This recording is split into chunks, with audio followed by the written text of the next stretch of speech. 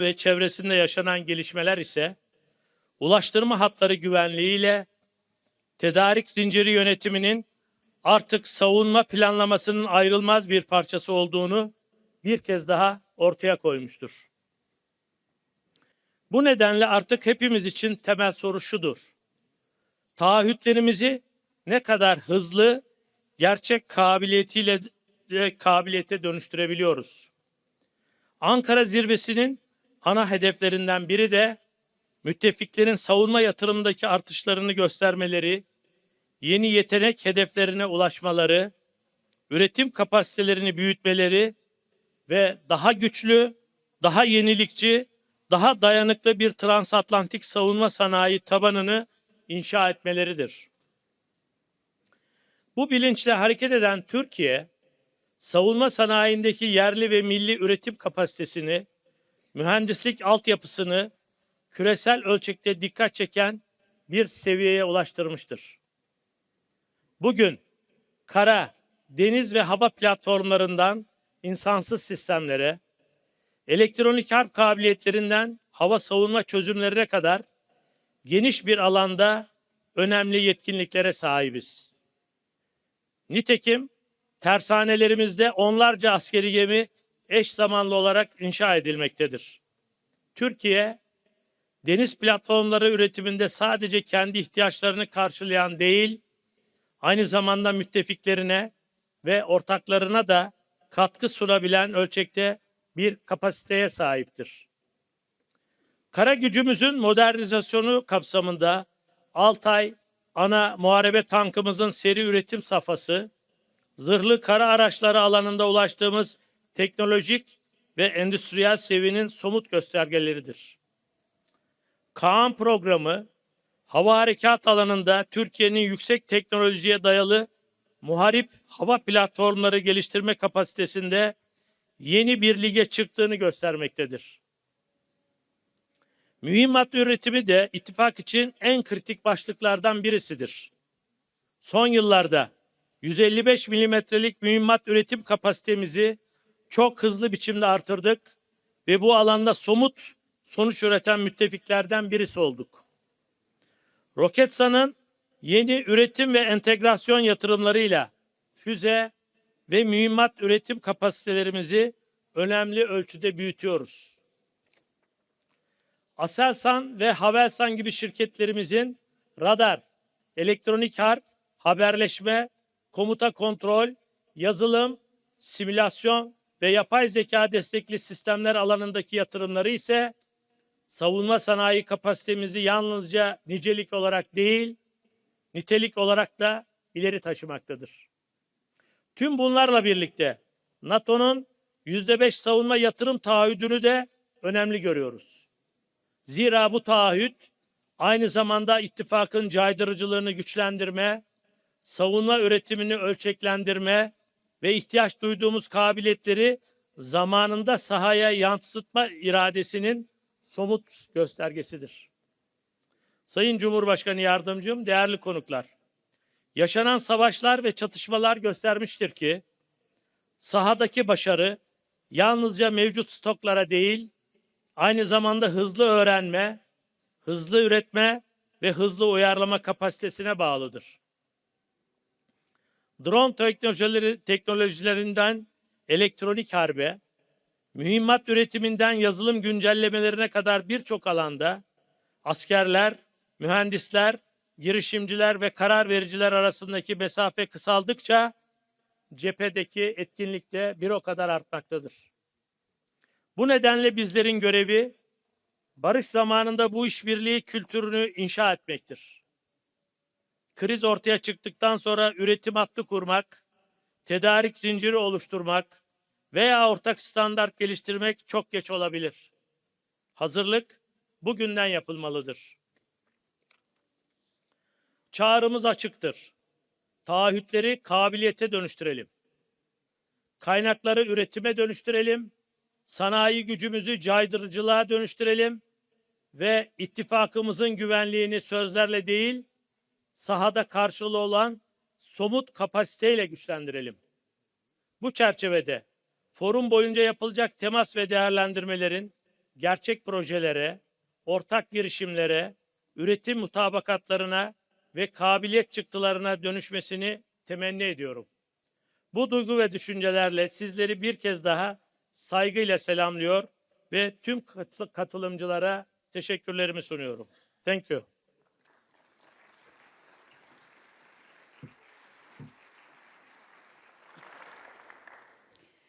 Çok teşekkür ederim, Minister Yaşar Güler. Thank you very much indeed for your comments there. Thank you so much. All right, ladies and gentlemen, we continue. Please join me now in giving a very warm welcome to the NATO Secretary General, Mark Rutte. The stage is yours, Secretary General.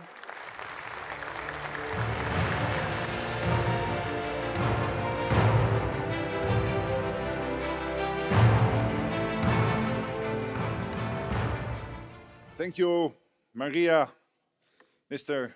Vice President, Excellencies, dear friends. Good afternoon, everyone, and a very warm welcome to the NATO Summit Defense Industry Forum. As we are in the middle of the World Cup, let me start with a little football analogy. And I do this with a heavy heart, as the Netherlands, my country, has been kicked out, and also Curaçao, which is part of the Kingdom of the Netherlands, has been kicked out of the World Cup. But still, I maintain the football analogy. Because there is something I believe football teaches us. No team wins because of one brilliant player. We need a goalkeeper, you need the defenders, the midfielders, the strikers. And yes, everyone notices the player who scores the winning goal. But behind every successful player and team out on the pitch are many others on the bench and behind the scenes. The coaches, the trainers, the analysts, the people making sure everything works. Everyone matters, no one wins alone. NATO is much the same. It takes a whole team to deter and defend most effectively. Our political leaders set the direction. Our armed forces are on the pitch every single day. And you, our defense industry, provide the strength behind the team. The equipment, the innovation, the production capacity. To have power, resilience and endurance, we all need to be fully engaged in the game, working together for our shared security. You need us at NATO to tell you what our militaries need. That is the demand. And we need you to turn those requirements into real capabilities. That is the supply. That is why it is so crucial that we continue to build cooperation between NATO and industry. I have seen it grow and develop since I took over in 2024. I visited factories and facilities across the alliance, including here in Turkey. I've spoken with company leaders, engineers and workers on the factory floor. I've seen the innovation. I've seen the opportunity.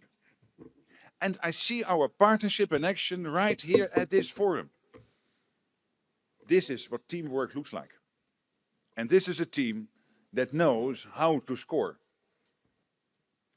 Last year at the NATO summit in The Hague, allies made important commitments to invest 5% of GDP in defense, to accelerate production and to speed up innovation.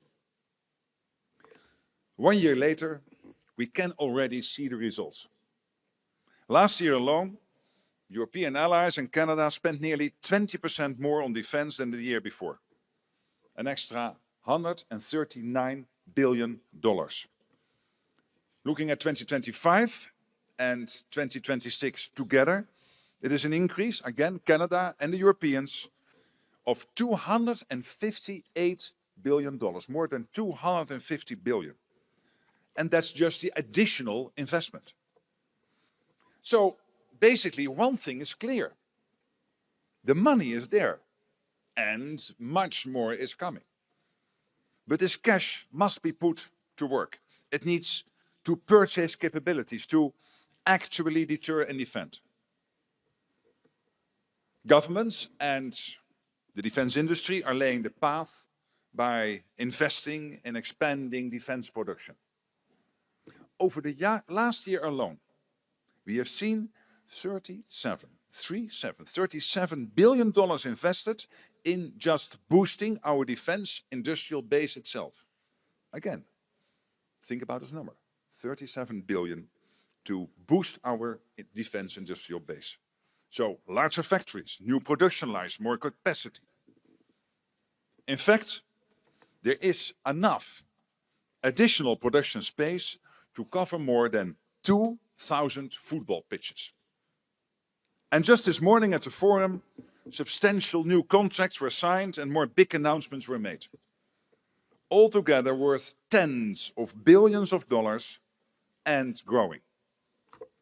That means more air defense systems and strike capabilities, more satellite communications, more ammunition, more drones and counter-drone systems, and increased resilience and preparedness. According to our projections, by next year, the alliance will have the capacity to produce around 4 million artillery shells annually. Almost twice as many as last year. That's scale. So yes, we have made real progress. We are moving in the right direction. The strategy is clear.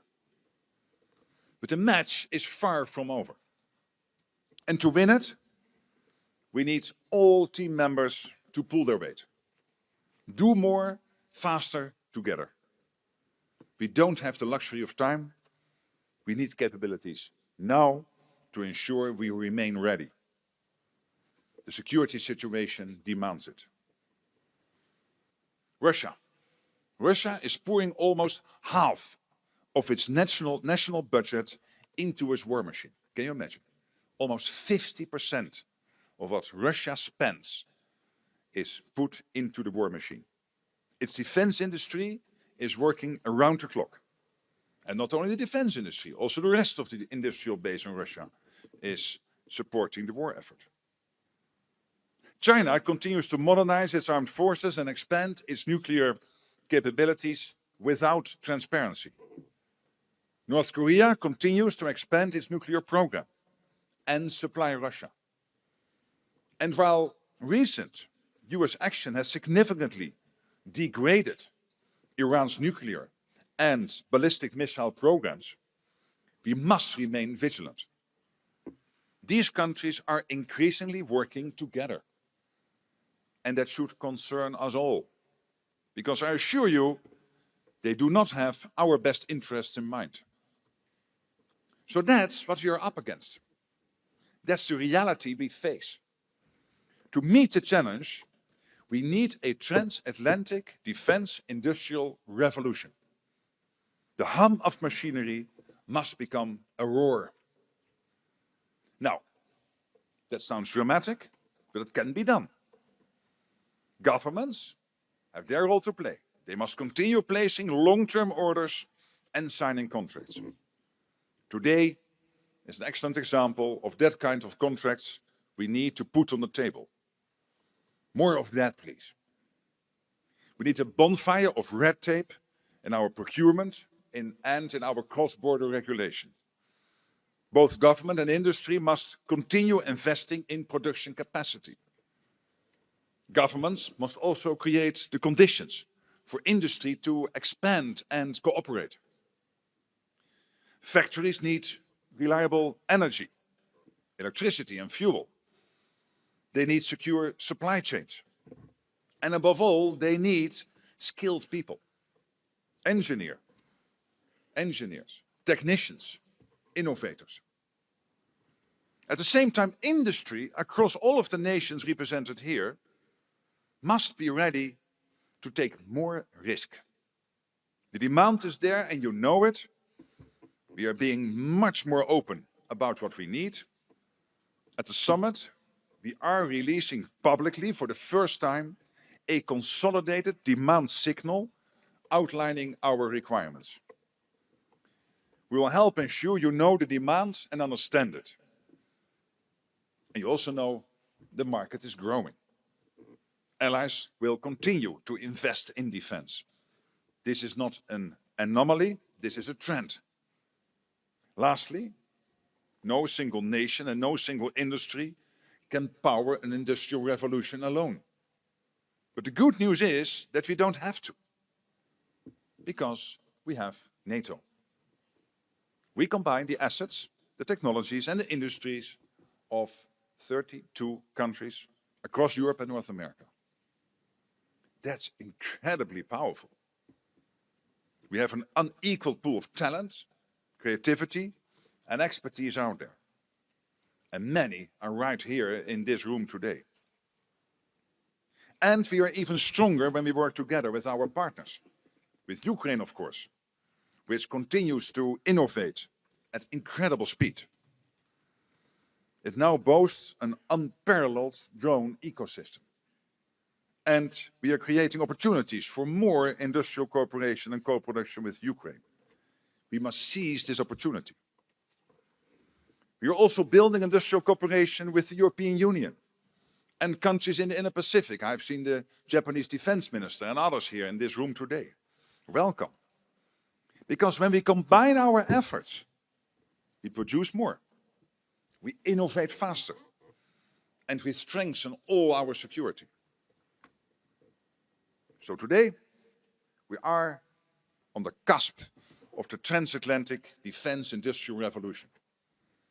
I'm asking you to take a leap and show our people that we are ready and capable to protect them anywhere at any time. And show Russia and all those watching today that the transatlantic defense industrial base is mobilizing with purpose. Not in anger, but for our collective security. So let me finish where I started. Winning teams prepare. They train, they invest, they build trust, and they keep improving. That's exactly what we must continue to do. The partnership between NATO and industry is the winning one. So now, let's deliver even more, even faster, and together. Thank you. Thank you so much. Thank you. Thank you. All right, we continue. Thank you so much, Secretary General Mark Rutte, and thank you for that analogy also with regards to football, very important. All right, for our next keynote, it's a pleasure, ladies and gentlemen, to welcome to the stage the Vice President of Turkey, Cevdet Yilmaz. Excellency, the floor is yours. Welcome to you.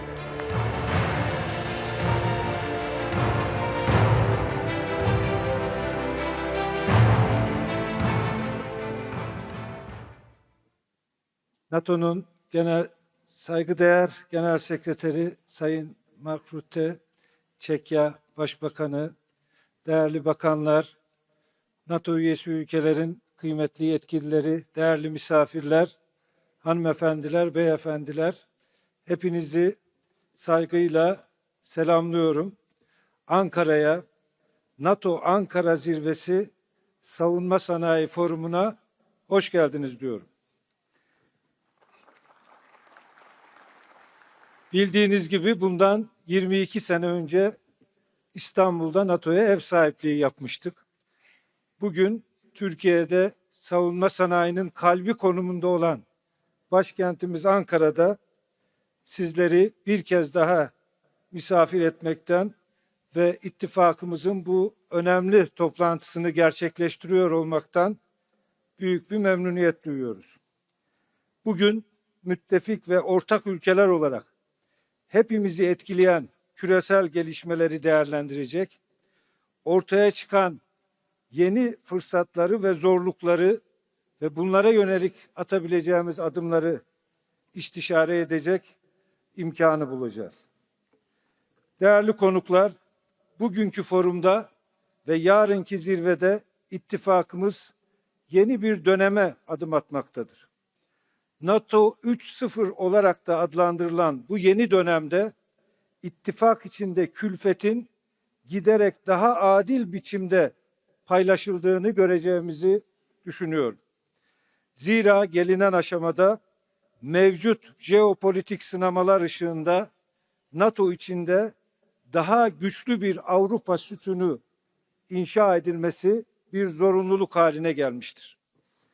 Geçtiğimiz yıl Lahey'de aldığımız savunma harcamalarındaki artış kararının tüm müttefikler tarafından kayda değer ölçüde yerine getirildiğini ve savunma harcamalarına yönelik yaklaşımın köklü bir şekilde dönüştüğünü görüyoruz.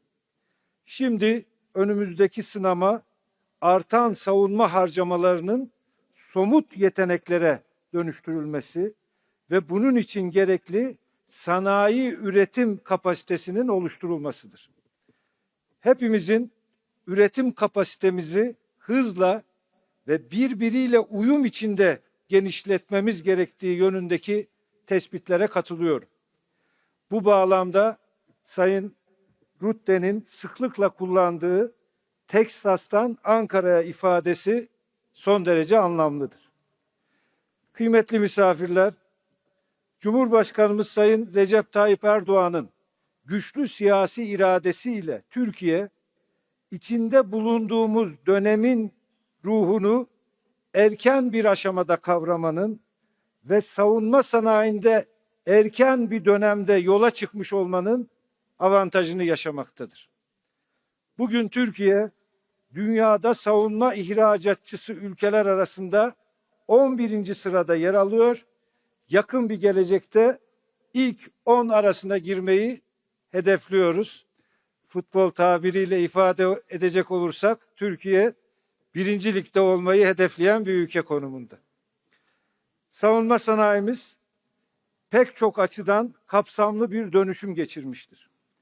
Ürün yelpazemiz artık hava, kara, deniz, siber ve uzay alanlarının hepsini kapsamaktadır.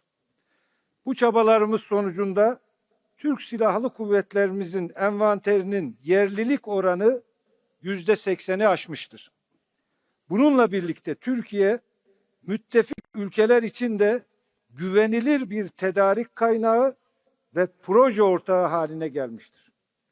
Savunma ve havacılık ihracatımız son bir yıllık dönemde 11 milyar doları aşmıştır. İhracatımızın yarıdan fazlası NATO müttefiklerimize ve Avrupa Birliği üyesi ülkelere gerçekleştirilmiştir. Türkiye bugün tüm dünyanın takdirini kazanmış İHA ve SİHA'larıyla elektronik harp sisteminden savaş gemilerine, 5. nesil savaş uçağından derin taarruz yeteneklerine kadar her alanda son teknolojiye sahip sistemleri üretebilmektedir. Dünyanın en büyük 100 savunma şirketinden 5'i Türk şirketleridir. Savunma sanayinde geldiğimiz bu aşama asla tesadüf değildir. Türkiye bu ilerlemeyi kamu ve sanayinin birlikte çalışmasıyla ve savunma sanayi firmalarını sürece en başından itibaren dahil ederek gerçekleştirmiştir. Bugün Sayın Genel Sekreter tarafından duyurulan NATO'nun sanayi işbirliğine yönelik yeni stratejisi de esasen buna işaret etmektedir. Değerli konuklar, savunma sanayi dayanıklılığı artık sadece hükümetlerin ve şirketlerin meselesi olmaktan çıkmıştır. Bu alanda başarı ancak üniversiteler, finans sektörü, iş gücü gibi toplumun tüm katmanlarının sürece dahil edilmesiyle mümkün olabilecektir. Tüm bu yapı her şeyden önce insan gücüne dayanmaktadır. Bugün Türkiye'nin savunma sanayi iş gücünün ortalama yaşı 34'tür. Mühendislerimizin yarısını ise kadınlar, genç kızlar oluşturmaktadır. Bu da bize şunu söylüyor, gelecek bizim. Genç iş gücümüzle.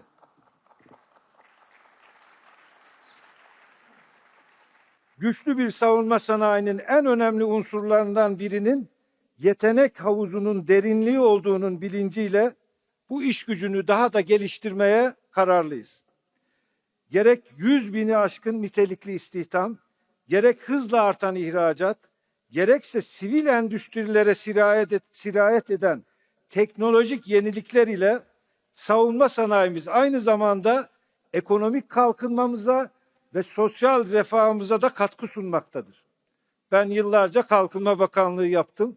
Savunma sanayi sadece güvenliği değil, teknolojik seviyeyi yükselterek tüm kalkınma sürecini de desteklemektedir.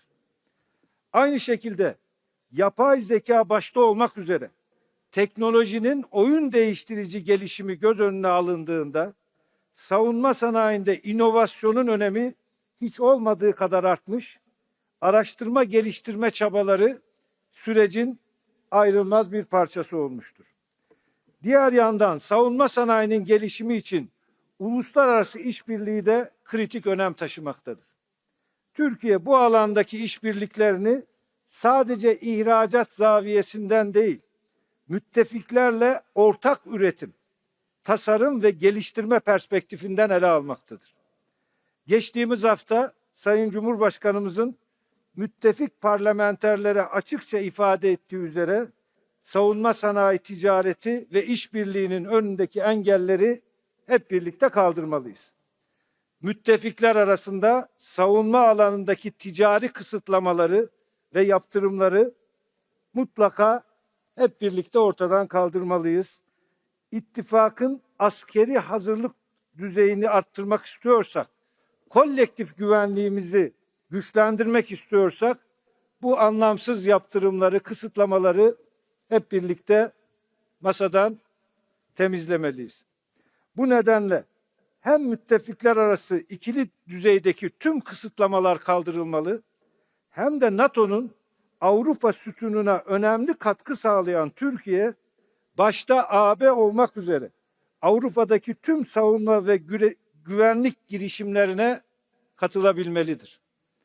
Aksi takdirde üretim kapasitesinin gelişimi yavaşlayacak ve üretim maliyetleri artacaktır. Daha dayanıklı bir Avrupa Atlantik güvenliği, üretim kapasitesini, teknoloji birikimini ve operasyonel tecrübeyi aynı stratejik hedefe yönlendirebilen bir güvenlik mimarisiyle mümkündür. Türkiye bu mimaride güçlü, güvenilir ve katkı sağlayan bir ortak olarak yer almaya hazırdır. Değerli katılımcılar, bugün bu anlayış temelinde savunma sanayi işbirliğine yeni bir istikamet vermek üzere yapacağımız görüşmelerin şimdiden hayırlı olmasını, tüm ülkeler için ve NATO için yararlı sonuçlar doğurmasını diliyorum. Temaslarınızın yeni işbirliklerine kapılar aralayacağına canı gönülden inanıyorum. Sabah oturumlarında yapılan ve günün geri kalanında yapılacak olan görüşmelerin, anlaşmaların ve duyuruların NATO'nun caydırıcılık ve savunmasına önemli katkılar sağlayacağına ve müttefikler arasında daha güçlü sanayi işbirliği için yollar açacağına eminim. Bu düşüncelerle hepinizi tekrar saygıyla, sevgiyle selamlıyor. Ankara'ya, Türkiye'ye tekrar hoş geldiniz diyor.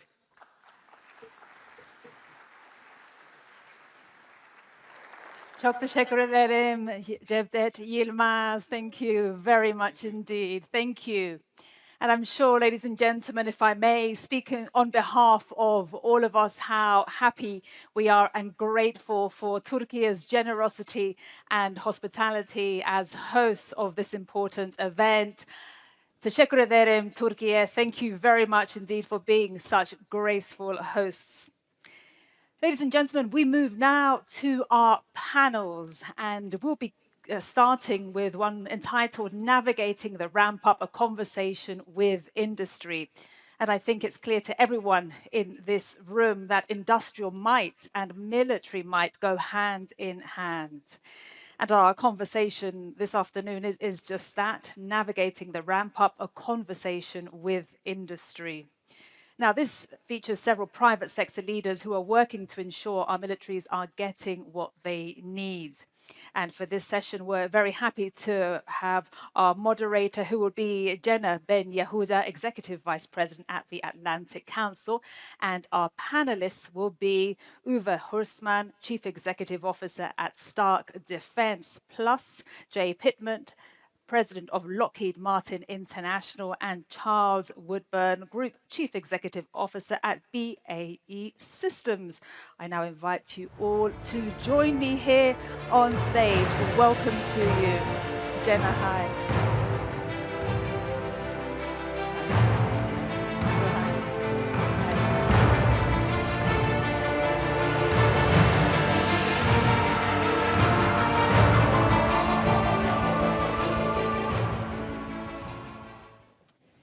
Well, good afternoon, everyone, and thank you for that kind introduction. We are gathered here in Ankara just 1 year after the alliance adopted a bold new defense commitment to increase defense spending in The Hague. What a year it's been. We're already seeing real strides, but we know that turning those new defense dollars, euros, and lira into real capabilities is easier said than done, and realizing this once-in-a-generation defense transformation really demands a whole of society approach that is led by governments working in lockstep with industry. We know that's not easy to do, and it's a challenge that institutions across the alliance are grappling with, including at the Atlantic Council through our ongoing task force on reimagining European defense and innovation. So in recognition of these shared challenges, and with an eye toward bold and innovative solution, it's really a privilege to moderate this panel, and I'm delighted to be joined here on stage by an esteemed group of military leaders. We have Uwe Horstmann, the founder and chief executive officer of Stark. Uwe has been a leading voice for investment in European sovereignty for the last 15 years. Jay Pittman, the president of Lockheed Martin International. Jay is responsible for driving strategies to provide mission capability to allies and oversees the company's business and markets outside of the United States. And Dr. Charles Woodburn, the Group Chief Executive Officer at BAE Systems. He's an experienced business leader with more than 28 years of experience in defense and aerospace and oil and gas industries. So we have tight time and about 3 days worth of content to get into, so I'm going to jump right in here.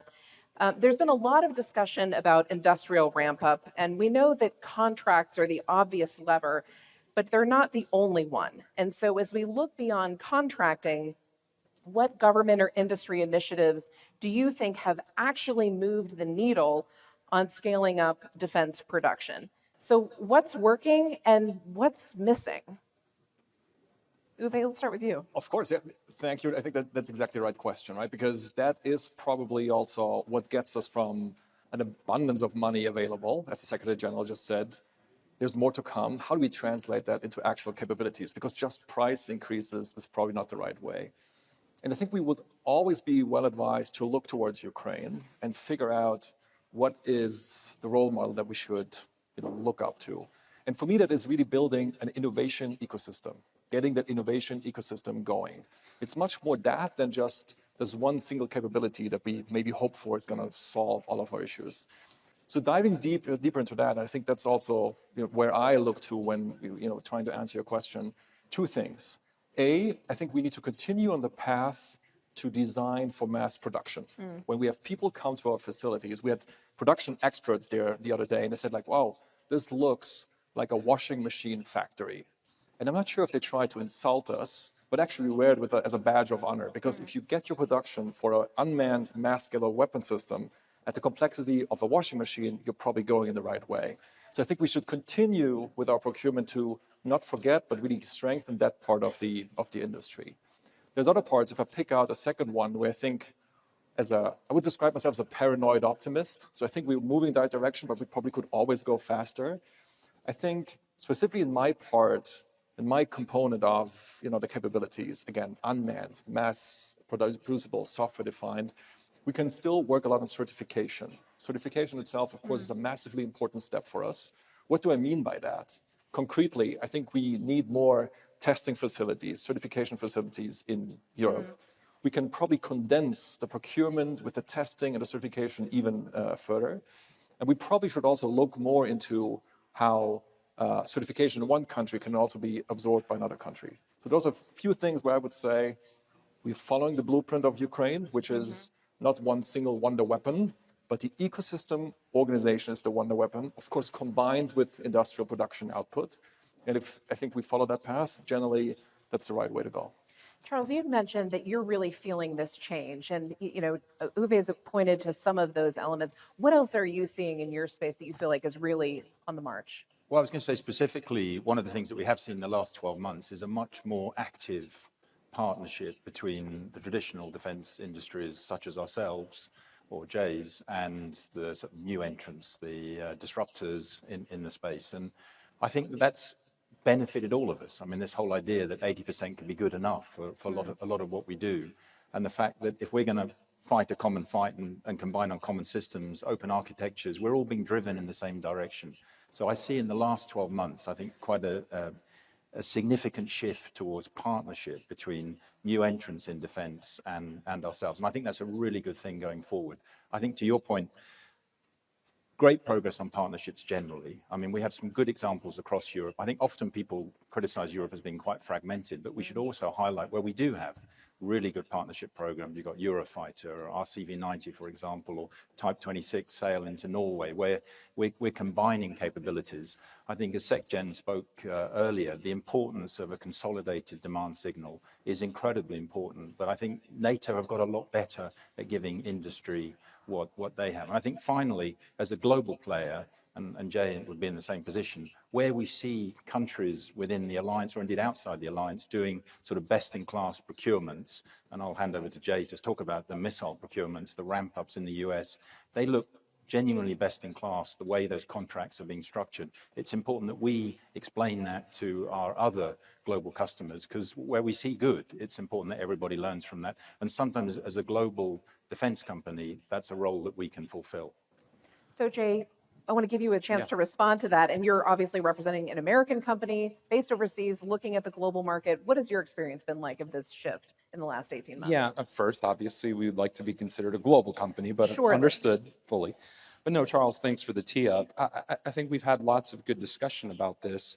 We heard some of it this morning. When you have a better forecast of aggregated demand, you look at it in a multi-year situation, industry can show up differently. There's creative things we can do in terms of capital and financing and requirements to be able to drive through the supply base. As many know, the Department of War's acquisition transformation strategy and some of the things that have gone on within the United States has really done a generational shift in how we get at what they call framework agreements. I'm proud from Lockheed Martin. We were kind of the first to the party in terms of being able to go sign and document out one of those framework agreements, now multiple framework agreements. And what it's doing is we're not talking just normal stair-step increases in things like munitions. In some cases, we're quadrupling production lines. And it's not just borne on the expense of the US government and trying to facilitate us. It allows industry, it allows supply chain to go off and invest differently, think differently of how we show up. So from a Lockheed Martin perspective, it's allowed us over a few-year period to invest about $9 billion in terms of capital and in infrastructure and site expansion, additional sites, et cetera. But as Charles was saying just a moment ago, I hope that lends as a message that if we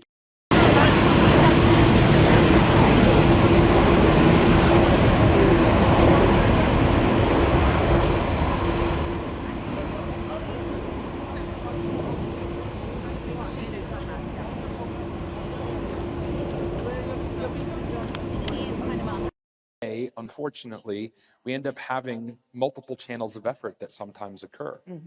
We might have efforts in the United States, we might have efforts across Europe, we might have efforts across NATO, we have efforts beyond, obviously, those countries and regions on the world stage. If we can have more aggregation of that and work with companies, such as all of us on the panel, and make sure that we're attacking the requirement space in a way that we can show up with a solution versus a prescribed in a box, then sometimes we can come up with some very, very creative solutions. And in this case, this is how we're getting at quadrupling demand. So I want to come back to you, Uwe, on capital shifts that you're seeing and these shifting requirements question. But first, Charles, I want to come back to you. What's missing from this? We've seen kind of a call for consolidated requirements, things that help you do more faster. What else is on that list? Well, it's not like one thing, it's just pace generally. And I think as the Secretary General said, translating it from a hum to a roar, it's the acceleration of many of the initiatives. I'm not sitting here thinking there's something key missing. We just need it more pace. I mean, in industry, we're investing at record levels, CapEx, self-funded R&D. Industry will happily do that when we see and there's a clear business case ahead of us. So the more we can do to consolidate that and build the business case, the quicker we can move. And for a company such as ours, we have no shortage of capital to deploy, and we're ready to do that when we see the business case, as we have been doing. So I think pace, it's not that pace is missing, but we can always do with more pace. So that shared commitment for velocity. Indeed. I want to come back to you on capital.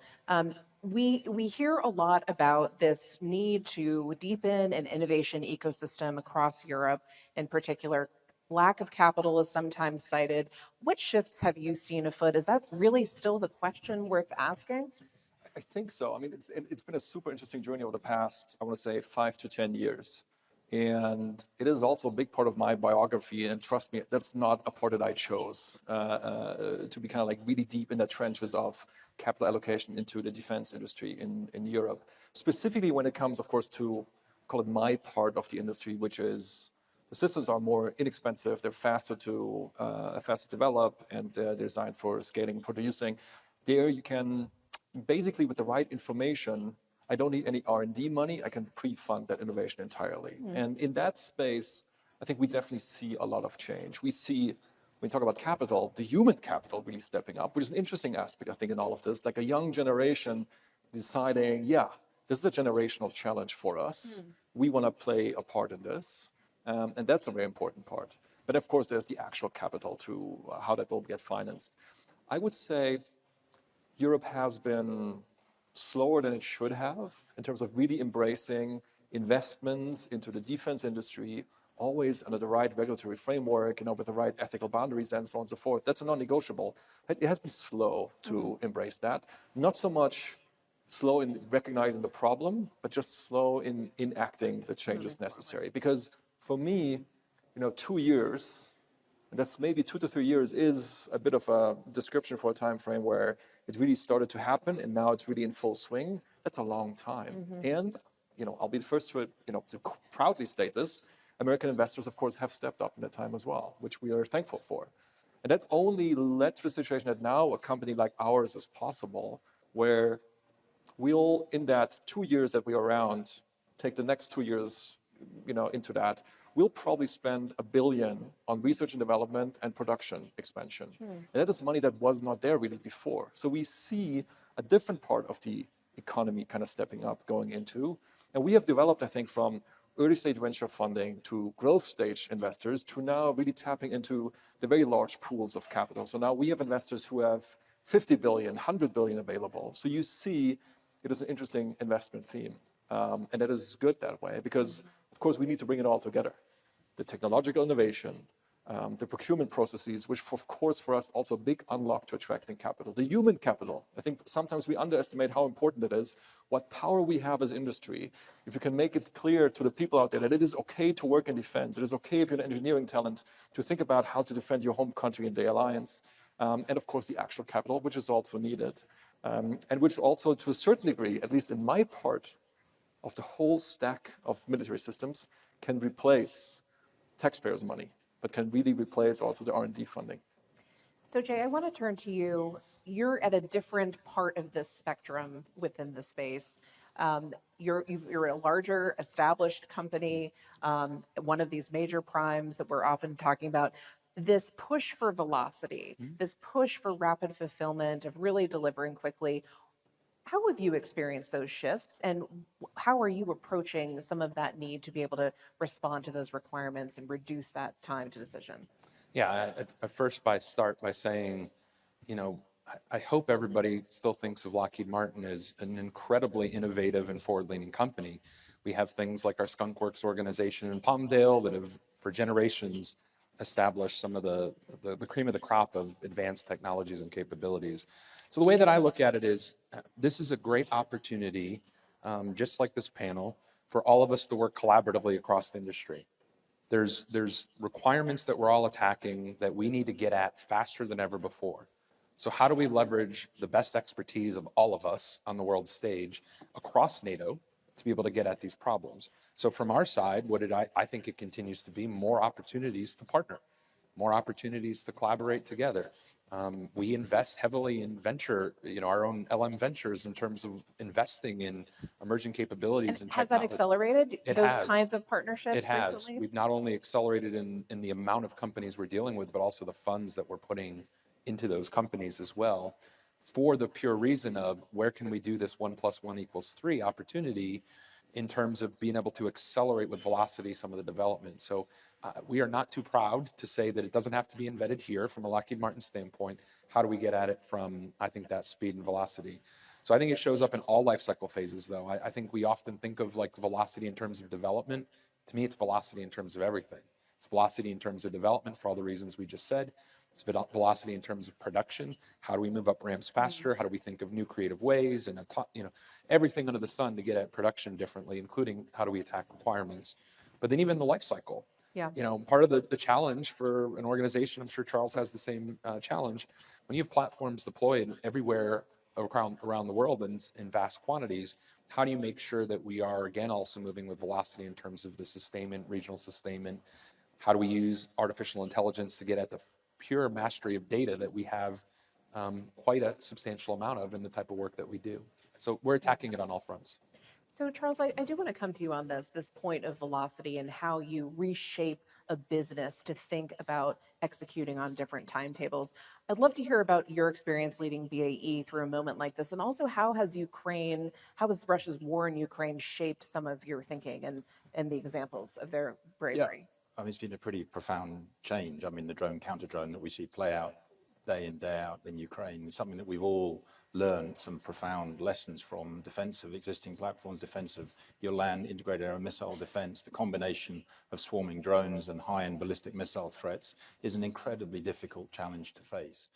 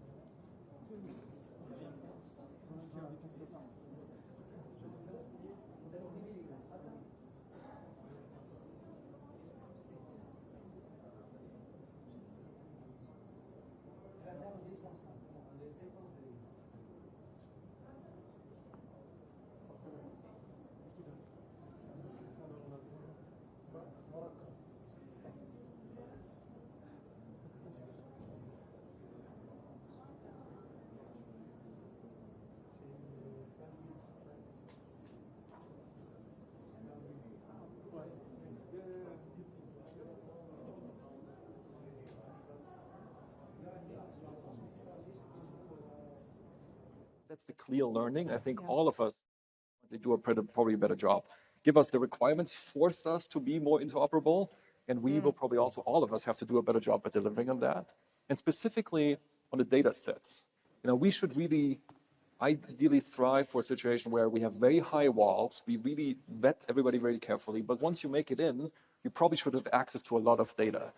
I don't sometimes understand why we don't treat breast cancer, for example, where we have great radiology data sets, and we give them basically to everybody whom we trust, help us better make better diagnoses. Maybe enemy tanks, we should treat them more like breast cancer and also give access to people who can train their models on it, because that way, if you're a trusted partner of the ecosystem, we give you access to better data, and hopefully for all of us, we'll get a better solution out of it. Yeah. So we've covered a lot of ground. We've talked about the changing investment climate in Europe. It feels like you're doing more, working together, new partnerships. We've also seen some demand signals, I think, for the decision makers in the room, a real desire maybe for forcing some decisions on interoperability, making some of that a requirement, longer tail orders, more predictability in the space, ability to scale that production. Anything else? What are we missing? What are the buzzwords that everybody in this room and online needs to be thinking about throughout this industry forum? I've got to come back to collective pace. Yes. For all of us. I mean, we recognize the challenge. We see what our adversaries are doing. And collectively, we just need more pace in this. And we're ready to play our part, I think, in industry, but collectively, with everyone in this room, we just need more pace. I would pile on Charles's word by saying again, collectively though, how do we make sure across the entire NATO supply base, do we make sure we're operating with strength and full access for the entire supply base? So this is not just spend more, but spend well, spend smart, do it fast, and build together. Yes. Thank you. That's all the time we have.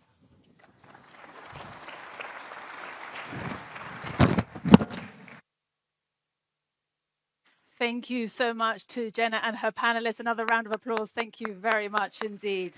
Thank you. Ladies and gentlemen, now to moderate a very important conversation on the capability challenge, a NATO-EU conversation. I'm very pleased to welcome Ambassador Tajan İldem, who is the chairman of the Center for Economics and Foreign Policy Studies, EDAM, which is an Istanbul-based independent think tank. Ambassador, welcome to you. Lovely to have you with us. Thank you. And I'm also very pleased to welcome, ladies and gentlemen, please join me in welcoming the President of the European Commission to the stage, Ursula von der Leyen. Welcome. And a very warm welcome back to the stage, the NATO Secretary General, Mark Rutte.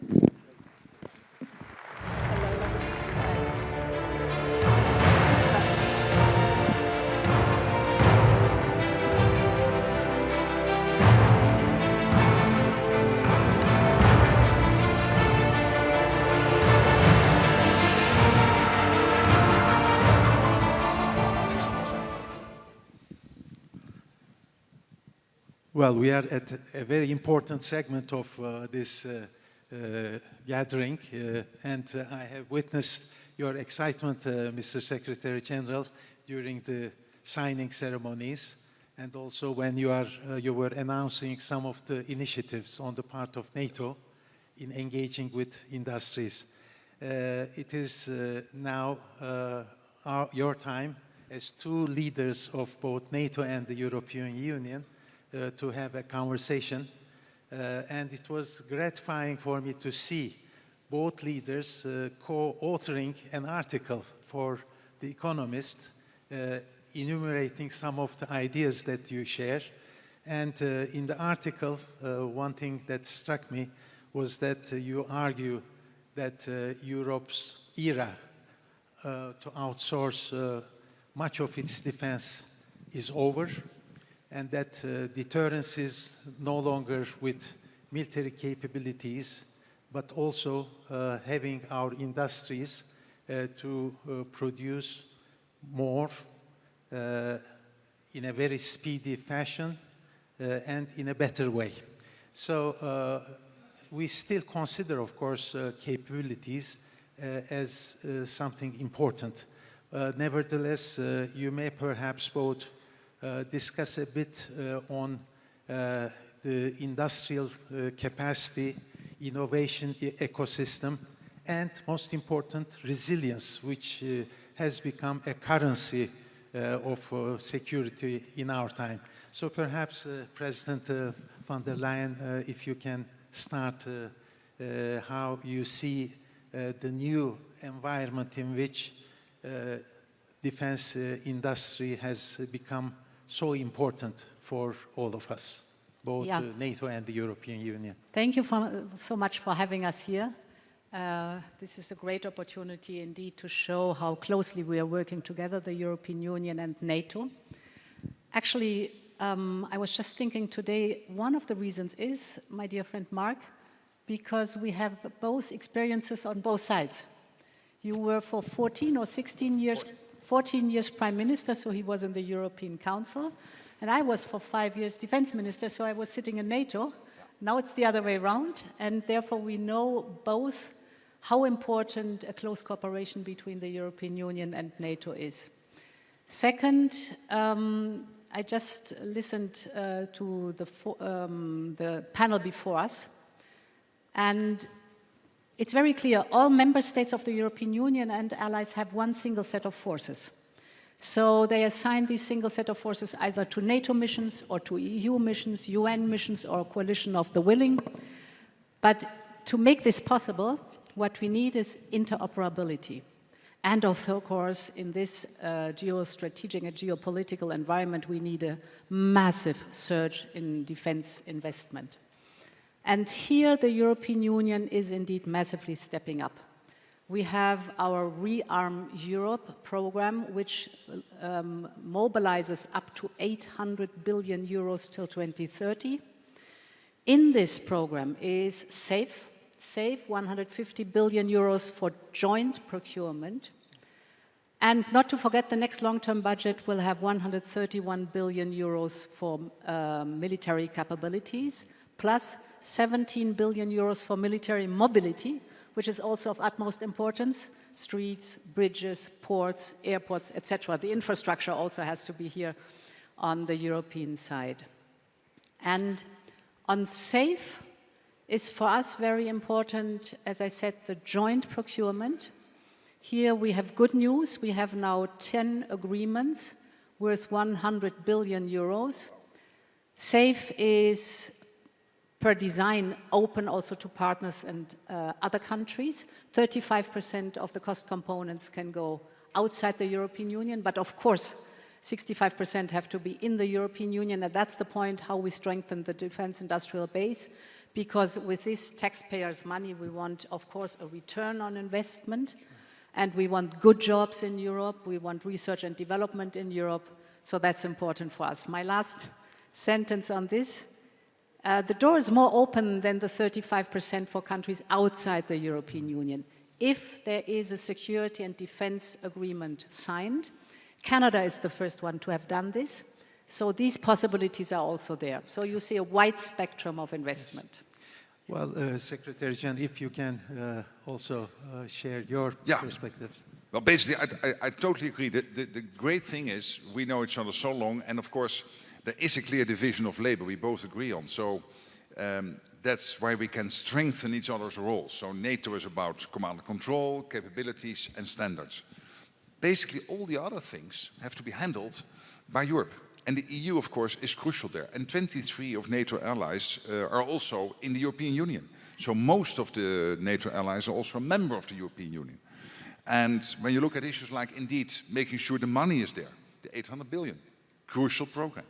But also when it comes to, indeed, military mobility, when it comes to societal resilience, when it comes to developing the defense industrial base. This is all what Europe, the EU, is working on. You appointed Andrius Kubilius, the first defense commissioner, I think in the history of the European Commission. He is working on that with a specific focus under your leadership, and I think that's all evidence. And we've got to do this because the threat is there. We cannot continue as we did, being over-reliant on the United States. We need this much stronger Europe in a stronger NATO. And we can only get there when we work together seamlessly as one, using and leveraging each other's strengths. And that's what we are doing. Well, we all know that it is important for Europeans to strengthen their strategic responsibility. I rather prefer using strategic responsibility rather than autonomy in order to have the transatlantic bonds as strong as ever. While doing so, of course, NATO is most appreciative of the initiatives taken by the European Union. You mentioned SAFE, of course, there are many others, European Defence Fund, PESCO, EDIRPA, REARM, and of course, in creating capabilities, translating cash to capabilities, the European Union needs to look not only to the capabilities of the member states, and Europe is more than the European Union.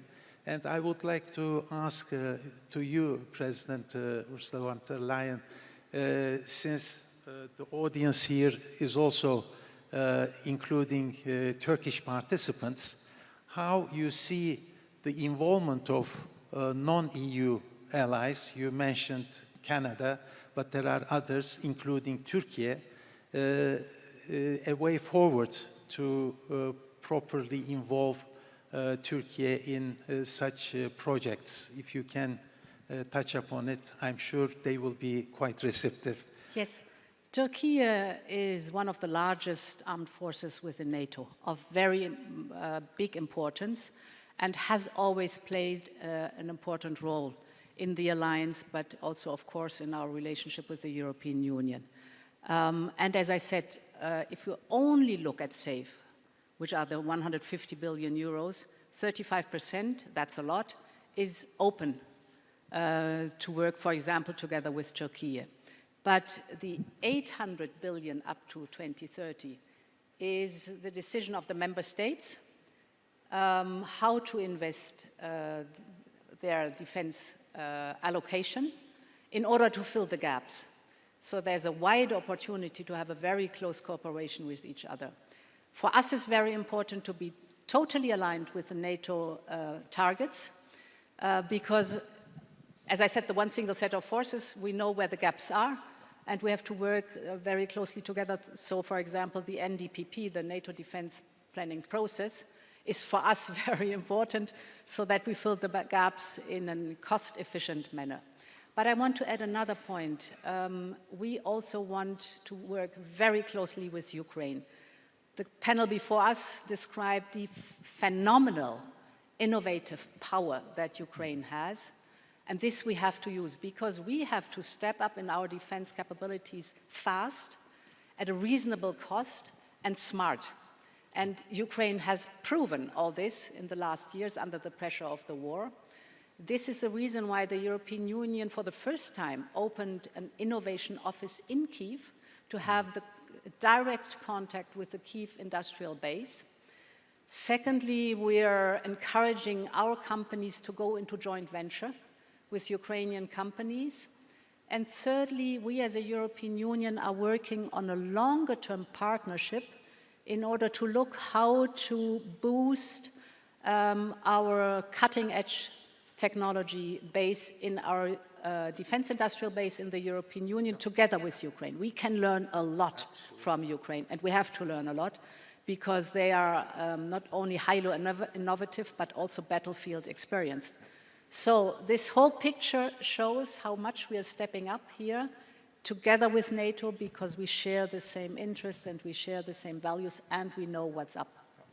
Secretary General, you in your remarks told that the priority for Ankara summit would be also to have a proper follow-up of the Hague summit meeting with the decisions taken there. Of course, when European allies elevate their contributions in burden sharing, it should not translate itself to decoupling. Transatlantic bond to maintain it is of vital importance. But talking about the defense industrial capacity, there are few earlier initiatives like Diana Innovation Fund, but you also today touched upon some new ones. What would be the priorities for NATO in years ahead to focus and deliver, and what industrial community could expect and what you expect from them? Basically, the priority is for our defense industrial base in Europe, in Canada, in the US to produce more. We are making progress. It's really getting much better. You see in Europe, more production lines, more factories being opened. I mentioned in my short speech the ammunition, which is really, when it comes to the output, it's a huge increase in production. But we need this across the defense industrial base, again, in Europe, Canada, and in the US.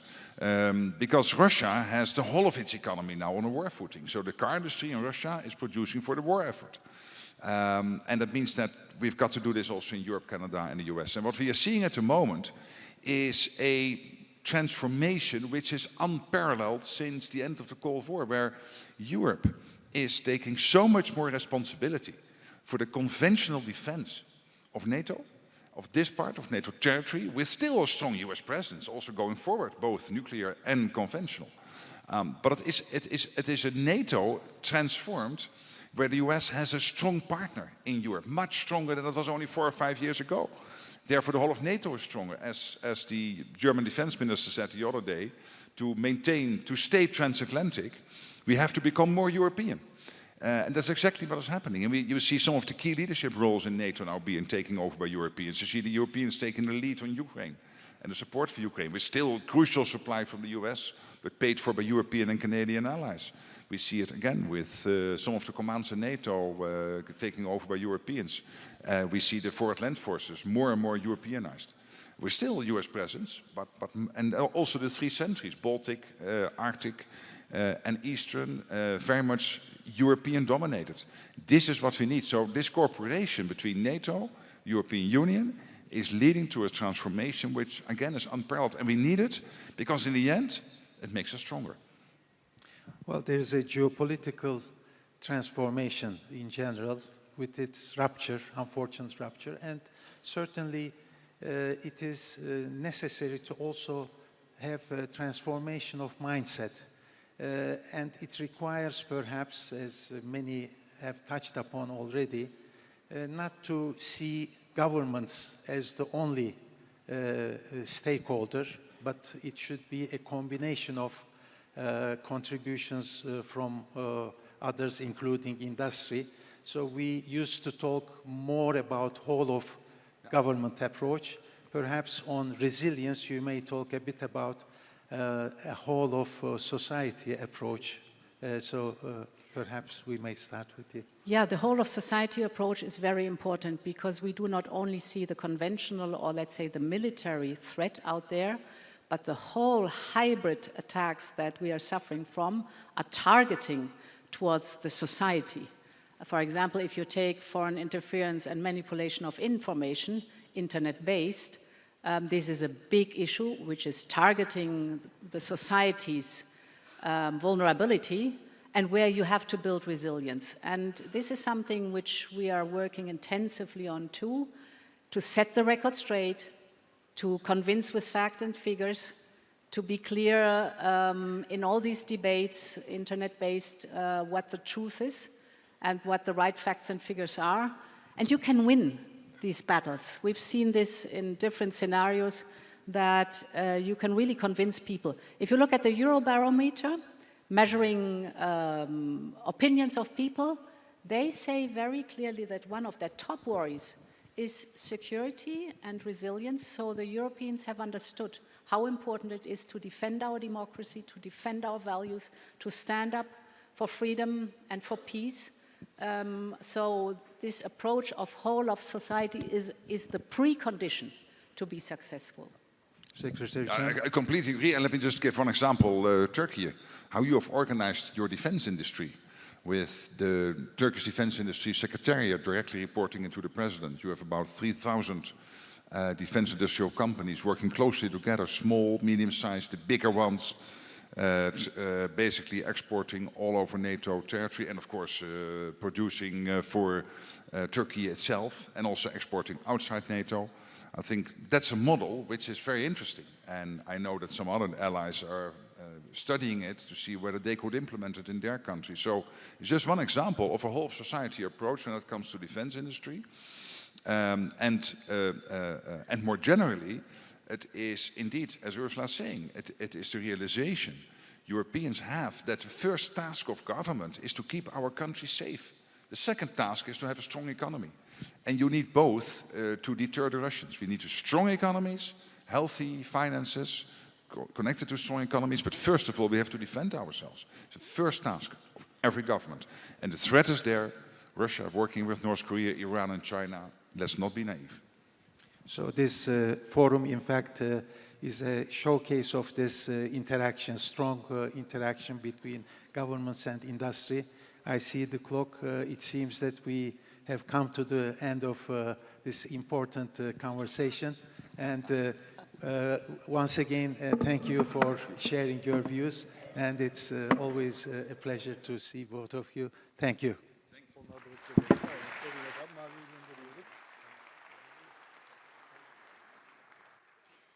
Thank you so much, Ambassador, and thank you so much to our guest, Secretary General Mark Rutte, and also President of the European Commission, Ursula von der Leyen.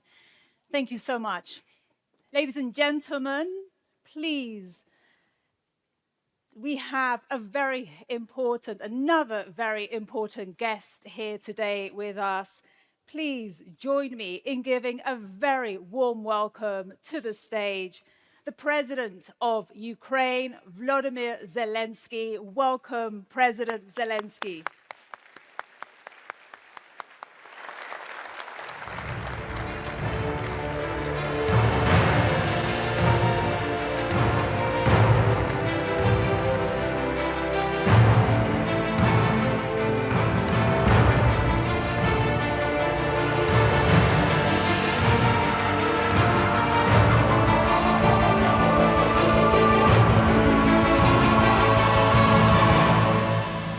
President Zelenskyy, welcome. Thank you so much for coming. Great to have you with us. Thank you so much.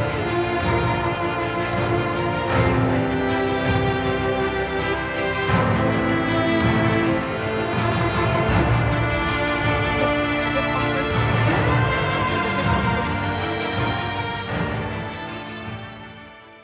all the best. I think the podium is yours now. Thank you very much indeed. Thank you. So much. Thank you for invitation. Thank you. Thank you so much.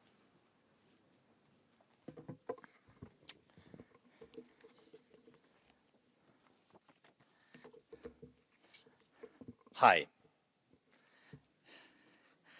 Dear friends, Mark, dear Ursula, Alex, Rob. I don't see everybody, sorry. Dear friends, so thank you for your attention to us. Thank you for your attention to Ukraine, to Ukrainian defense companies, and to our defense capabilities, which have truly become among the strongest in Europe and have been proven in modern war. And what do we mean by modern war today? War has changed fundamentally.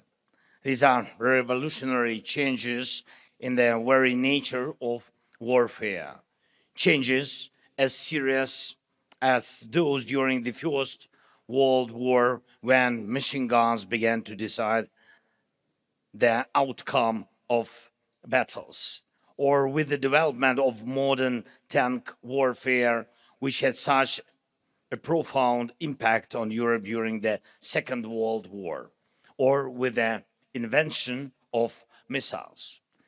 Today, drones and the very technology of fighting at a distance represent a revolutionary change in the technology of war.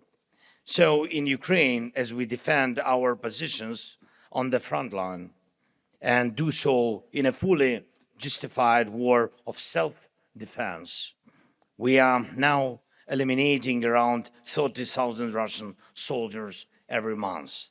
Just imagine that scale. In June alone, nearly 28,000 Russian soldiers were eliminated, and we have video confirmation for every single one of them. The overwhelming majority were struck by drones. And frankly, we take no pride in this. We are saying it to show what modern war looks like, a war we did not start, but one we are forced to fight in order to defend our country, our people, our children. Every day, this war also sees a massive amount of enemy equipment, logistics, and military facilities destroyed. And again, we do most of it with drones. At the same time, we are carrying out a campaign to secure the Black Sea using our naval drones. These are not just strike platforms used to destroy Russian warships at sea. Our naval drones have already evolved into multi-purpose platforms that can launch strikes from the sea against different targets on land and in the air.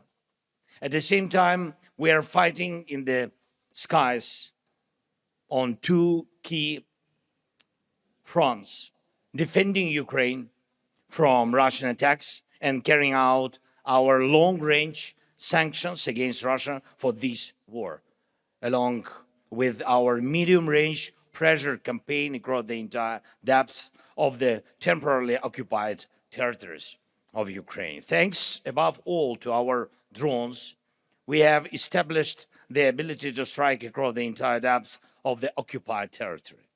And you see what Russia's massive attacks look like. They are very similar to what we recently saw in the neighboring region when Iranian forces struck their neighbors. Attack drones of different types, missiles, and a large number of ballistic missiles. We have raised our interception rate against Russian Shahed drones to more than 90%. That means thousands of Russian attack drones shut down every week. And with all due respect, no other country had the capability to defend against attack drones at this scale. The reality of this war forced us to build it.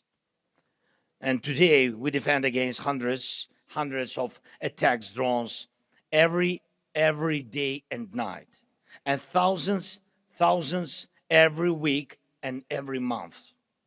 Ukraine's defense sector is building that capability even in the middle of a full-scale war. And we also maintain a high interception rate against cruise missiles, thanks to the way we have built our air defense. And thanks, of course, thanks to the support of all of our partners who continue to provide Ukraine with defense assistance. Thank you so much. And I have a question for you. Do you really believe it? Do you really believe it would be right to live outside NATO, a country and a people with this level of defensive capability? If we already have these capabilities, if Ukrainians already know how to fight like this, then it does make sense for these capabilities to become a part of the alliance's collective defense. That would make all of us stronger. And we already see each other as reliable partners, and it would be only natural to become a part of one common security community. The fact is that we will remain next to the source of the problem, Russia, for a long time. Ukraine in NATO is a source of extraordinary defensive capability. In the meantime, we have completely eliminated the very idea of Russia having a strategic rear. And you know this country.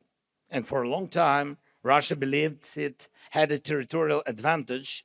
No one else possessed a deep rear where it could safely keep military production, military equipment, and everything its war depends on, believing no one could reach them. And we have reached them. Just yesterday, Ukrainian drones broke through Russia's defenses and struck a Russian oil refinery in Siberia. And this is not an exception. It's the new reality. And there is no major oil refinery left in Russia that has not been struck by Ukraine.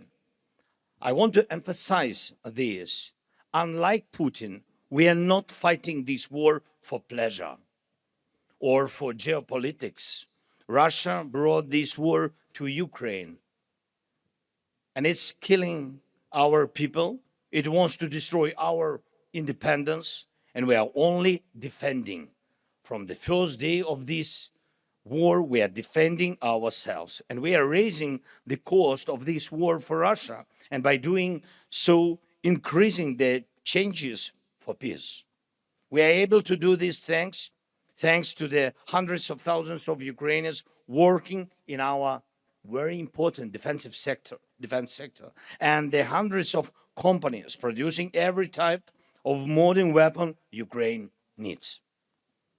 Today, because of this, Ukraine has the world's largest and the most advanced drone warfare capability. And we are offering this capability to our partners through the Drone Deal initiative. I'm grateful to everyone who has already joined this initiative and to those who are joining it. Drone Deal initiative, it's not only about buying drones, but also about co-production, fast-track access to the means of protection of critical infrastructure, air defense, and of course, security cooperation. And I also want to thank every leader, every country, and every company cooperating with Ukraine in the defense sector. The European Union, Turkey, NATO countries, as well as countries such as Azerbaijan and the Gulf states and other friends are already our strong partners. And I hope our cooperation will provide our nations with reliable protection against threats. The one thing we still need to do here in Europe is build a strong defense against Russia's ballistic missiles. It's a big challenge, it's true. This is Russia's last major advantage. And as well, and as we have seen from the wars in the Middle East and the Gulf, this is an issue of global importance. And I believe Europe urgently needs its own capability to produce anti-ballistic systems and the missiles they require. We all value the Patriot system. It's an excellent system, and there are others as well, but today's wars have shown that current Patriot production is not enough to meet the growing demand for protection against ballistic missiles. That is a fact. And we must respond to that fact. Those who defend life need more Patriots. We have also discussed Patriot production licenses with our American partners, and I ask you to support our efforts to make this happen. And one final point. As I said, Europe needs its own effective anti-ballistic systems and missiles. And this work is already underway. And I urge all of you and all our partners to give it the attention it deserves. And this cannot wait until 2030 or beyond. Europe needs affordable, mass-produced anti-ballistic systems as soon as possible. In fact, today. And I'm sure you agree with me, this is not about maximizing profits for governments or for industry, and it's about providing the strongest possible protection, first of all. Protections for hundreds of millions of Europeans. And that protection is needed today, not years from now. We work on developing the anti-ballistic coalition, and I hope it will deliver real, strong results. While this war continues, please help us get more air defense missiles. This is our top priority right now. We are capable of doing everything else ourselves. But when it comes to air defense, we need our partners' determination. Please, let more determination and more decisions for air defense be one of the key outcomes of this NATO summit in Ankara. And I encourage all of you and all our NATO partners to work closely with us, with Ukraine, to develop modern defense capabilities and protection against every type of drone threat. Thank you. Thanks to everyone who is helping us, helping protect lives. And I cannot finish without my appreciation of the position of the leaders of the countries who have clearly stated Ukraine belongs in NATO because NATO with Ukraine is the alliance for the future. The alliance of today must be up to the challenges of the modern world. With Ukraine, with the strength of our defense industry, and most importantly, the resilience and experience of our people. And I'm proud of our people, and I'm proud of Ukraine. Thanks, friends, again for invitation. Slava Ukraini.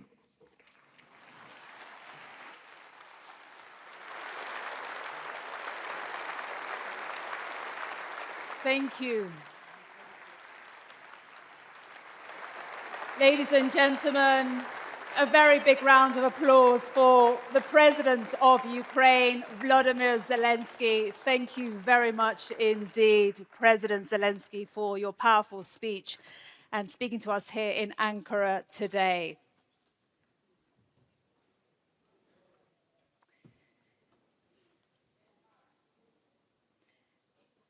Ladies and gentlemen, we will prepare now for our next session. And in today's world, defense industrial preparedness, that depends on a range of factors, and not every lever rests in the hands of military decision makers. Our next panel is entitled People, Plans and Products, a Whole of Society Approach to Industrial Preparedness. And this will give us a sense of this complexity and how different institutions have a role to play and play their part. And for that, I'm very pleased to announce our next moderator, and that will be Anton Laguardia, who is the diplomatic editor for The Economist, and he'll be joined by the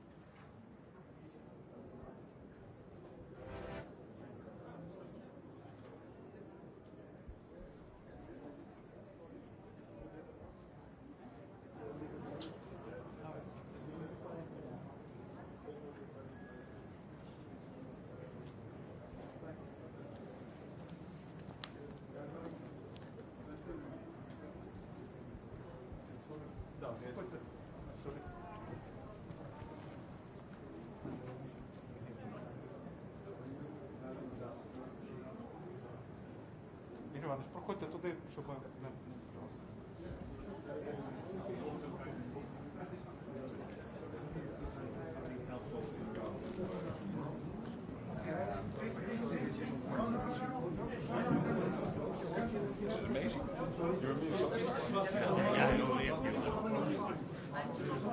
Good afternoon.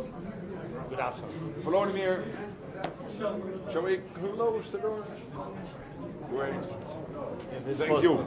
Volodymyr, great to see you, and welcome to the NATO summit.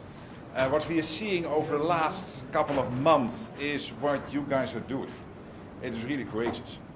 You are successful in hitting the Russian energy infrastructure, the Russian defense infrastructure, deep inside Russia. As you said in your speech, Putin is willing to sacrifice up to 30, some months even 35,000 of his own men being killed on the battlefield. Can you imagine the enormous loss this is for families and everyone? This is what the Russian president is willing to do. But militarily, it is crucial that you have these successes. Then on the front line, I mean, only 4 or 5 months ago, you still saw the Russians making gains. And now it is much less so. You are much more successful also on the front line. I think there's one big issue we have to work on, that's air defense, air defense, air defense. Making sure your cities, your vital infrastructure is protected. And by the way, when I list all the issues Russia is facing, one of the most important ones is what you're doing to their economy. The economy is in a very bad shape in Russia. So maybe just one message. Let me repeat what I said when I visited with the ambassadors of NATO in Kiev. If you are a young man in Russia today and you contemplate to join the military, you might be one of those 30,000. This month, next month, the months after, you know that your president in Russia, Vladimir Putin, is willing to sacrifice you. So think about it again before you join the military. And again, thank you for being here and being such an incredible leader and friend. Thank you so much. Thank you, dear Mark. Thank you, you personally, and thanks to President Erdogan and for the invitation to NATO summit. Thank you for this opening forum, which is very important, Defense Industry Forum. Thank you for organization, and this is important, and I hope that our companies, not everybody, because we have hundreds of the companies, but some representatives of our sector, defense sector, will present what they do, how they do, and I think this is very important to share all this experience with partners. The second point, I agree with Mark, absolutely. We can speak about different initiatives which are important for Ukraine, Danish initiative, Czech initiative, anti-ballistic, the new initiative, but Mark is absolutely, first of all, it's very helpful with the Pearl program. Thank you very much. Because of this program, we can get maybe sometimes not too much, but anyway, PAC-3, PAC-2 missiles from the United States. And tomorrow we will speak about different topics with President Trump and also about this. But also what is important is today to find a way how to get as quick as possible, as much as possible, missiles for Patriot systems. This is the most important thing. We will discuss with Mark this topic. We understand who is not only Americans, by the way, from our friends, they have these possibilities, and we need it very much, and it's urgent topic for us. I think you saw all these attacks from Russia, each day attacks. It's true that they begin to be weak on the battlefield. I mean Russians, and they still a lot of soldiers, and still we have to defend our soldiers also. When we speak about defending, when we speak about air defense, we need it for civilians, but also for our army. We need them to defend them. And of course, we see that the weakness of Russia, we feel it, but it's not enough. We need more pressure, more anti-ballistic, and more sanctions on Russia. Thank you. Thank you so much. Thank you.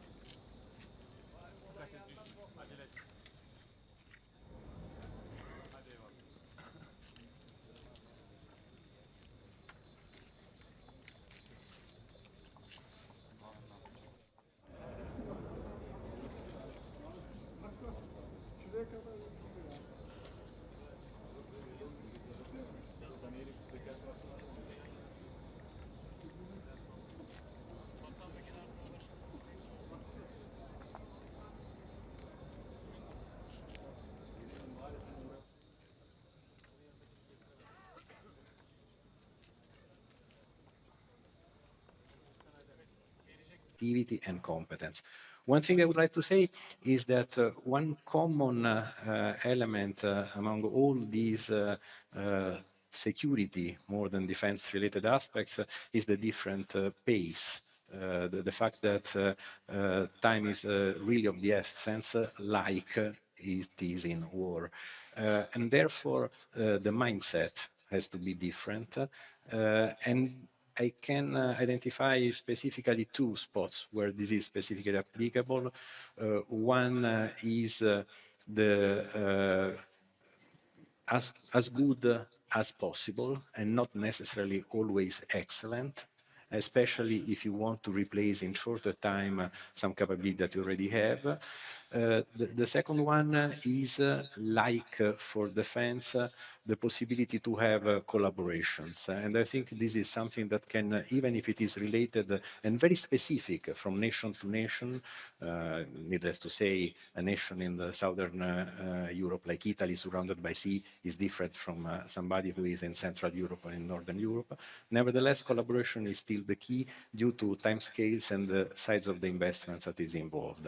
This is specifically true for me in space, and this is where we applied that very, very aggressively. And also, for example, in the hybrid world of drones, where our partnership with Baykar was exactly responding to the need of quick response to hybrid world.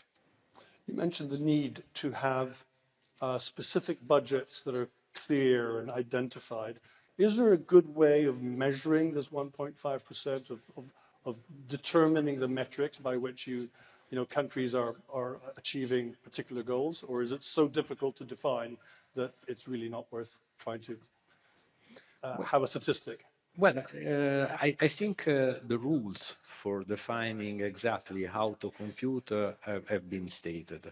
The areas where this can be spent is known. As I already said, this is quite different from country to country, so it is much broader than the pure defense spending. In any case, what I firmly believe is that it is sometimes much easier to feel that 1.5% than to feel really the increase of production and the real ramp up in defense for some countries going from maybe 1.5 to 3.5.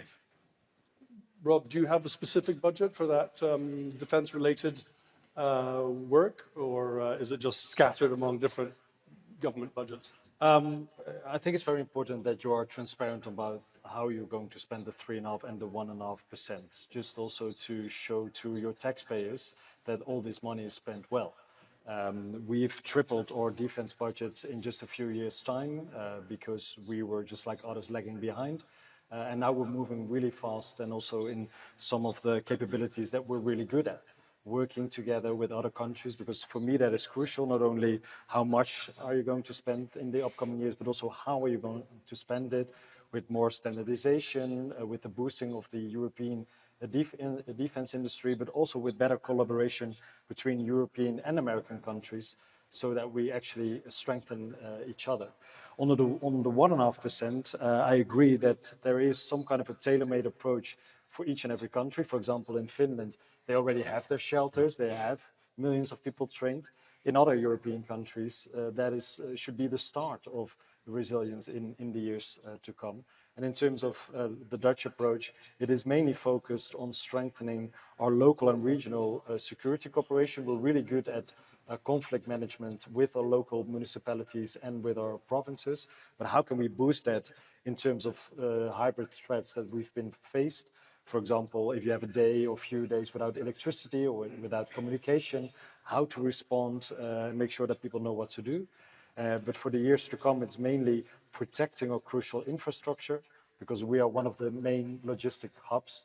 So that is a different approach than maybe for some other European countries. Alex, you wanted to come in? Yeah, it's probably not an exact science, but 2 points on it. The first one is, sometimes I feel that we are too focused on percentages rather than capabilities. And we think it's sort of an accounting exercise, where at the end of the day, it's not a real accounting exercise. My second point is on the 1.5%. There's a rule in NATO that you can only count 1.5%. So a country like Finland, when we put all of things together, like an LNG terminal, or making sure that communication between authorities is rock solid and is not able to be attacked by cyber, or if we build a railroad which takes you to place X, Y, and Z, we are actually up to 2.4%.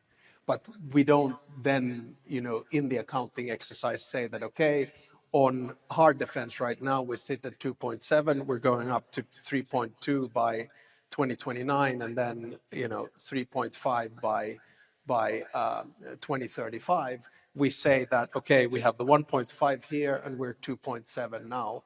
But again, what counts, like Rob said, is what kind of capabilities you have. And we have, I love Italy, but Italy's security situation is a little bit different and the setup is different. So that's why the way in which they account it is different. And finally, we don't have a particular budget moment for this, that you just kind of put them all together and then you present them to the alliance and the alliance is, okay, thumbs up, that's fine. Mikael, you emphasized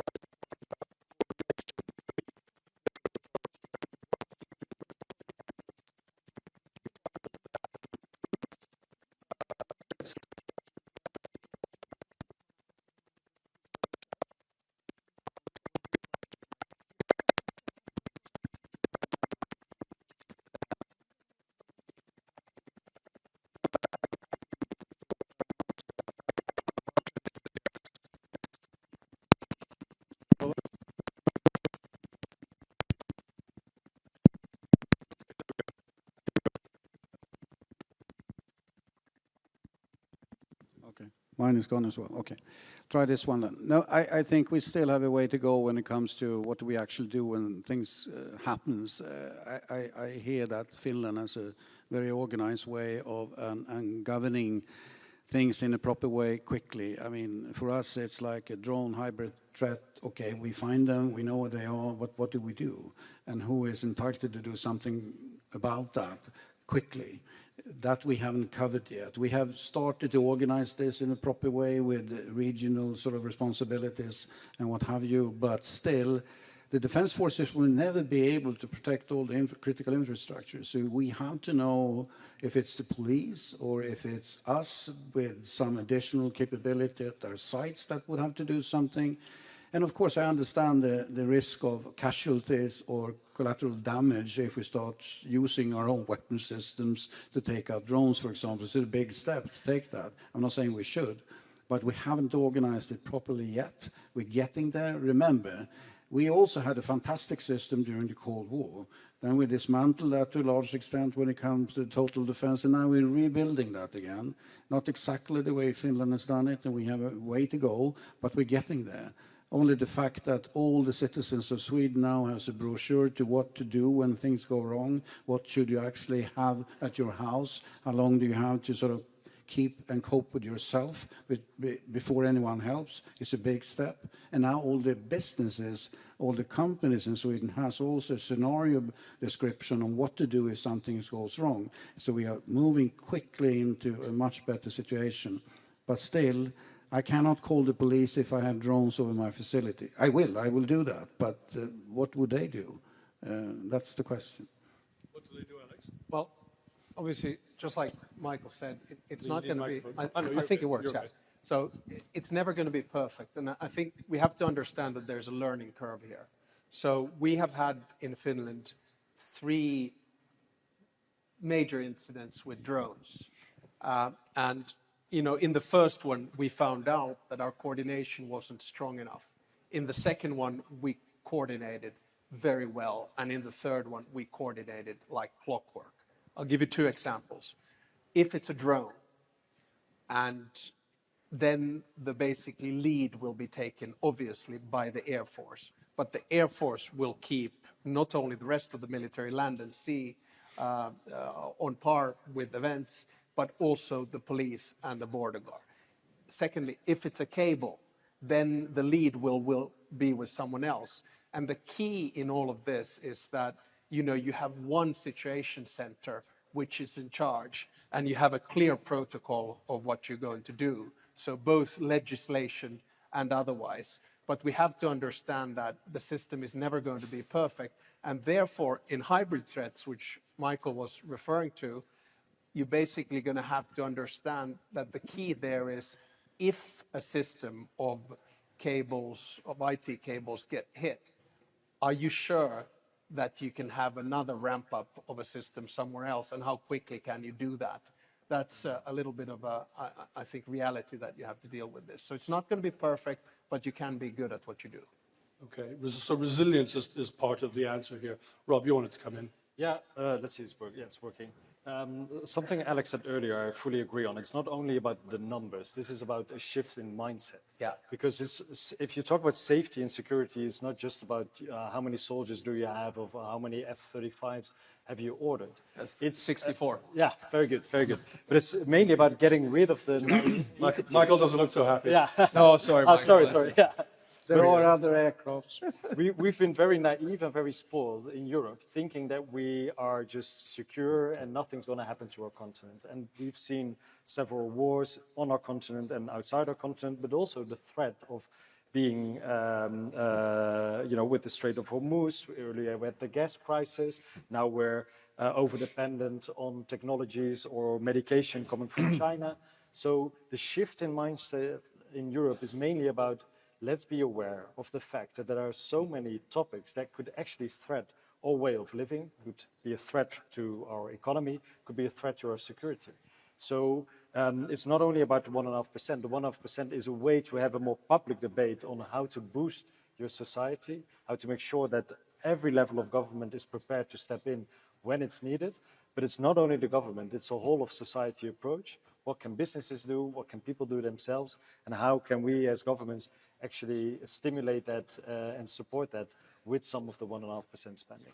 Lorenzo, can I ask you about the defense industry, the degree to which civilian industry can help the military side? Are there capabilities in the civilian sector that can help you in this ramp up? Or are the two worlds of military and civilian technology so different now that actually, you need bespoke factories to build, helicopter ships, missiles, and all the rest of it? No, they've been moving quite separately for a very long time, but now I think there is an important level of coordination that is needed and feasible. If you think about the world of cyber, then this is evident that cyber has for sure an importance in military, but is pervasive in the civil environment, and normally some of the technologies are highly in common between that. Then there is the simplest element that is the production capability. We are using some production capability, spare production capability from some sectors of civilian industry in order to boost, and I'm sure that other nations are doing the same. And this is probably the easiest thought. In terms of technology, I think there is more and more convergence, also for the reasons, as I said before, that pervasive technologies in the civilian world can help military technologies to be more focused and at the same time to use a gut-feeling approach, a real good for that purpose approach.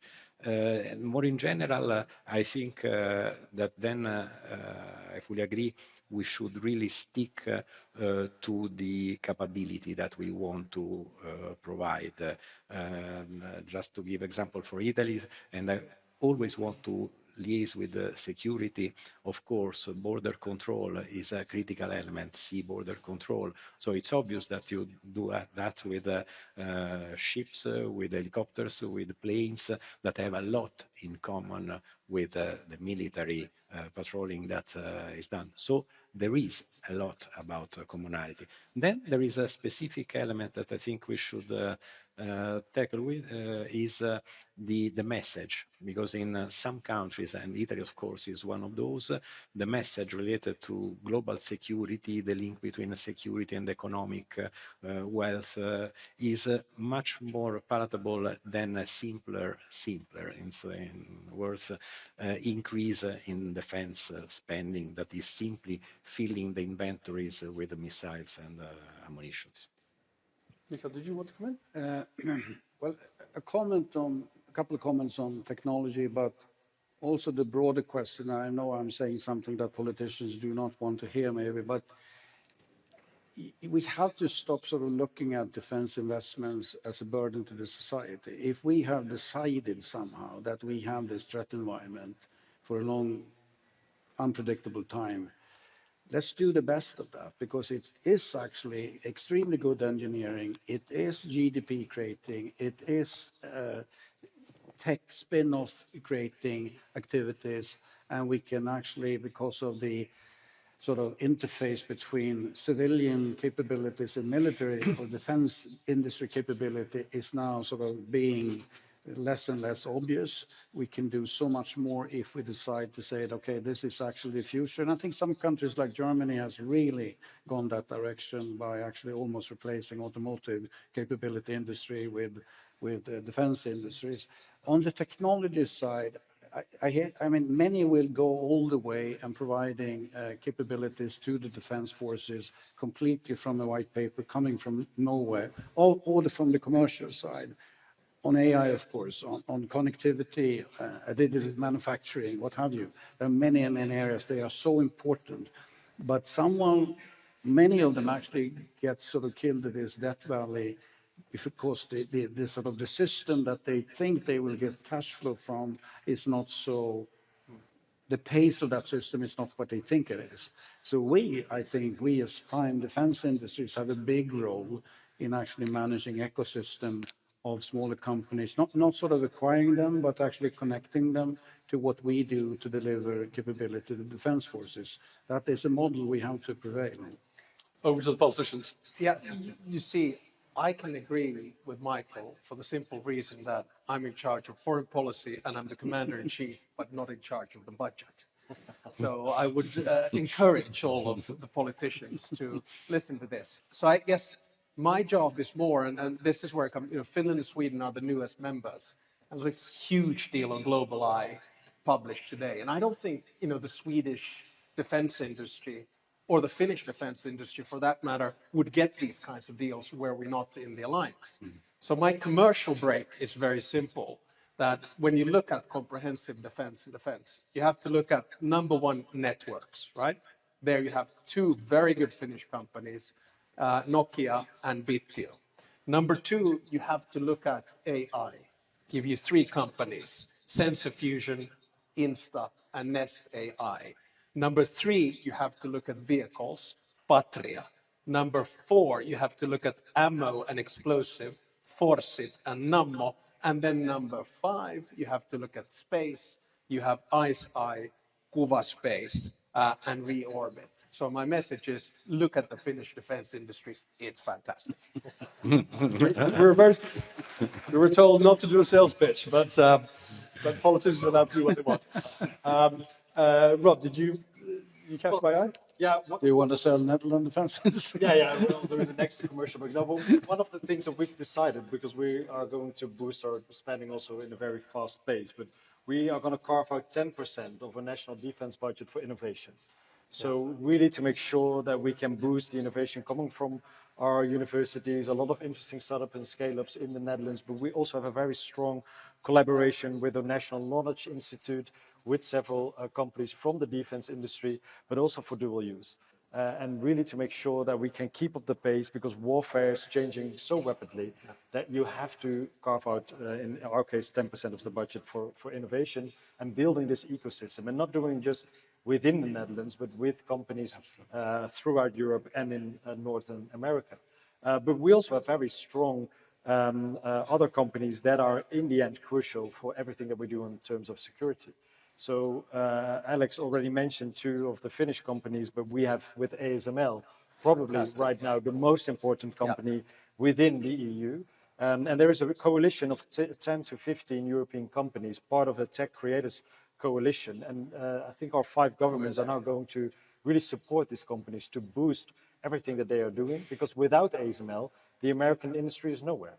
So it is not only about us being reliant on American technology or American innovations, we're also building a very strong European pillar. And in the end, the Americans and the Europeans together are the strongest alliance in the world, and we have to boost that as much as we can. As you mentioned, ASML and AI, do you think that the Europeans need to develop technology with the United States together, or do they need to seek tech autonomy, so therefore their own tech stack, their own data, at least on the military side, their own command and control, their own data cloud, and their own AI for command and control? Well, we have to be more independent in some cases. If you, for example, look at storage of personal data, obviously a lot of Europeans are angry that their personal data is stored outside of the EU. So we have to build our own data centers and our own AI factories so we can actually own the data of our own citizens. But in the end, there is no such thing as a European full autonomy or autarky. You will always need to collaborate with our friends in Canada, in the US, in other partnerships around the world. ASML and other tech companies can play a crucial role, both in the US and here.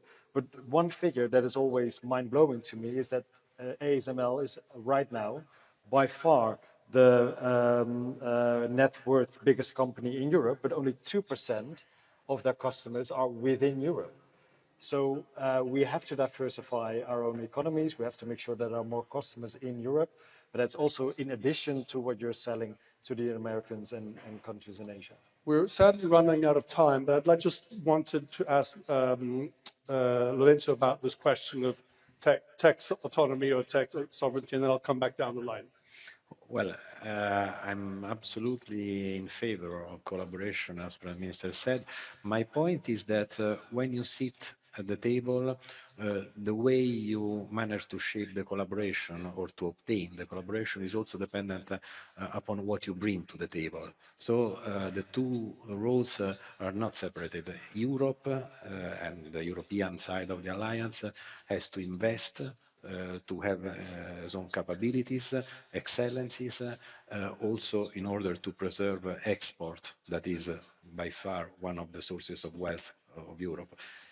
At the same time, there are areas where we cannot help but having a sound and friendly relationship with our transatlantic friends. And I think this is the purpose and the spirit of the NATO alliance, and also of the evolution that somebody is asking for at the moment. Mikael?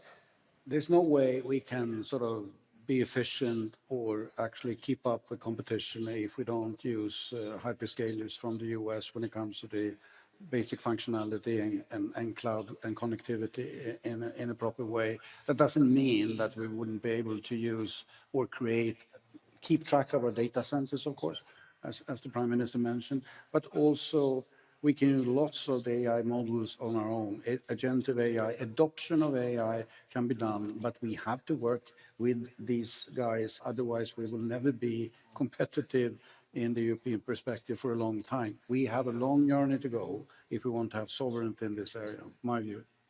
And let's remember, defense industries cannot be prohibited in the European perspective to use these hyperscalers. We need to use them in a proper way, but we cannot be prohibited to use them because then we will fall behind. That's not up to the Europeans necessarily. Alex? I think the question is too big to answer here, but I'll bring it back to where we started from on comprehensive security. We have a whole bunch of patriotic CEOs, and I think we need a lot of patriotic European CEOs, because what we're starting to see, especially in the frontier technology on artificial intelligence in the US, this sort of tension between the big tech players and the US government. And I think we have more companies that are willing to work for the good of Europe. But it would be a fallacy to think that we can somehow detach ourselves from American technology. What we need to do is to strengthen ourselves in quantum, because that is what is going to provide AI and AGI in the long run. We need to be strong on data centers, whether we like it or not. And I think there's a lot more negativity about the implications of AI in the US than what there is in Europe. So just like in security, don't think that it's a binary question, US or Europe. Same thing in technology. It's not binary, US or Europe. we're going to have to work together on this. And I think we're all learning as we're going along. I think the next stage is actually going to be to have some kind of global AI authority, and we're starting to see that bubbling up, and Europe can be quite good in that game as well. That will be a subject for next year's NDIF.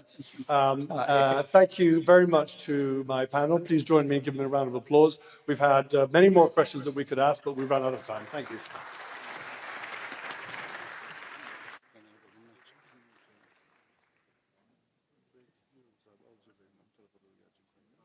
Shall I wait for them?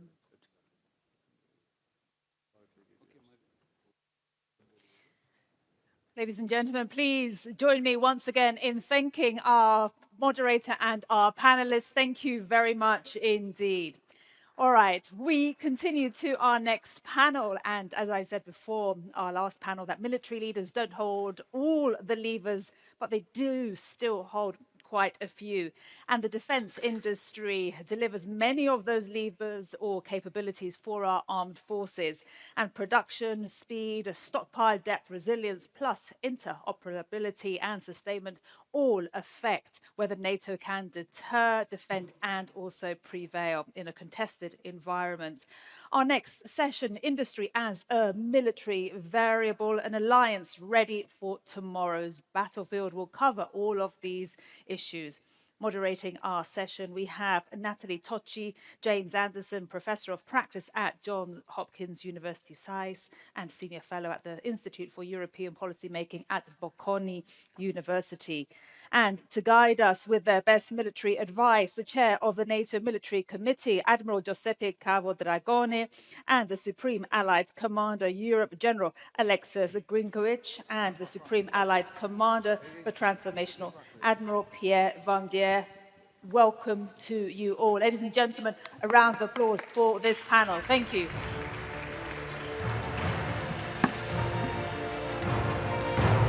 Well, thank you very much for this. Ooh, that was loud. And indeed, here we are, 1 year on, 5% is obviously on everyone's mind. And of course, in this 1 year, a lot has happened, and we've heard a lot about what has already happened. Spending is up, investments are rising. However, the challenge doesn't stop here.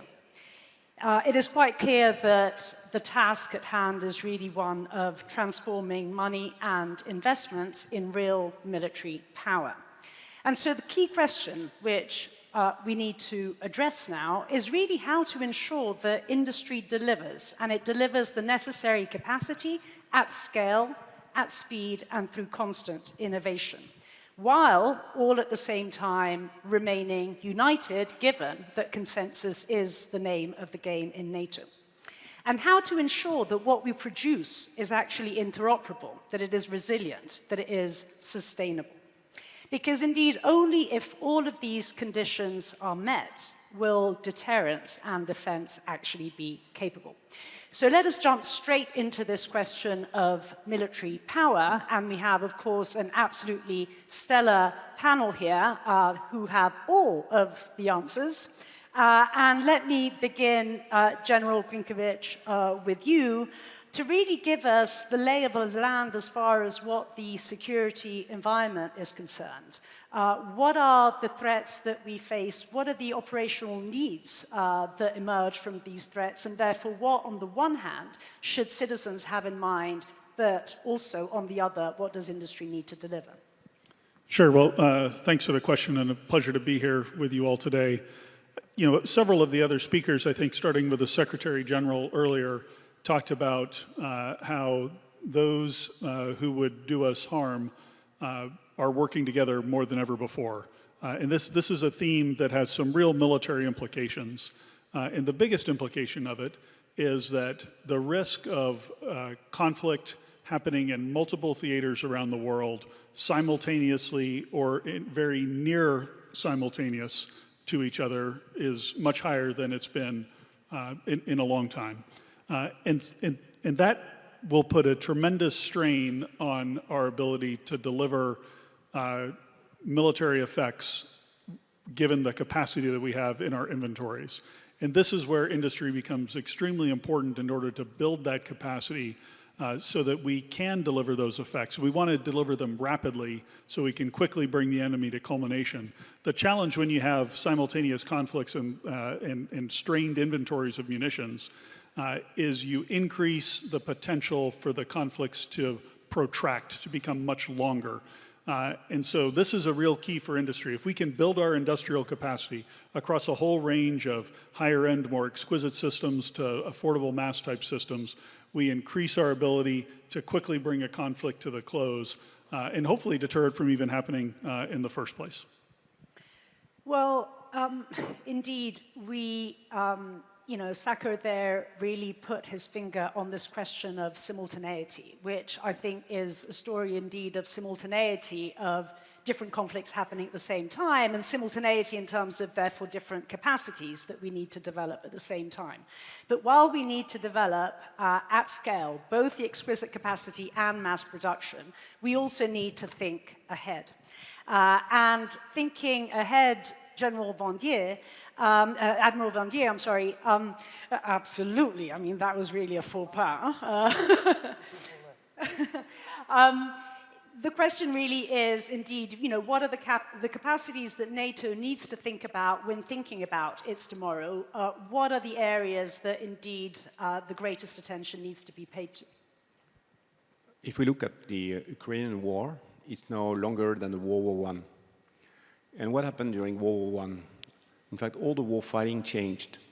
The aircraft was a toy at the beginning of the war, and we had air combat at the end.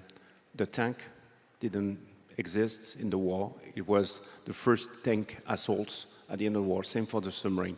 We see exactly the same effects of the protracted war in Ukraine, where the two opponents adapt themselves, and we've seen a strong adaptation from Ukraine, which is a digital nation. And today they are doing things ahead of a lot of nations in space, in robots, in AI, and they mass produce drones. They will produce 9 million drones this year. We've seen in the Gulf with Epic Fury that same tendency, the extensive use of AI and space intel to shorten the engagement loop. We've seen a lot of drones on both sides. And so this is to take in action today, to bring that in the planning, to bring the force structures. We know, for example, that a tank battalion would not survive without counter-drones today. That finding the targets will require some risky drones, cheap and massive numbers. So it's really what we have to implement today in our forces. Yeah. Admiral Cavodragone, you have, as chairman of the military committee, the tough job of keeping it all together. Consensus is really your task, and of course it's a task that is a daily task. It is not simply something that is done in key moments such as this.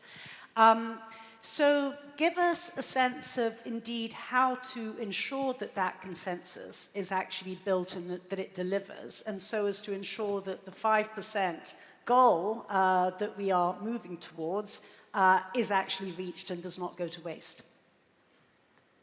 Well,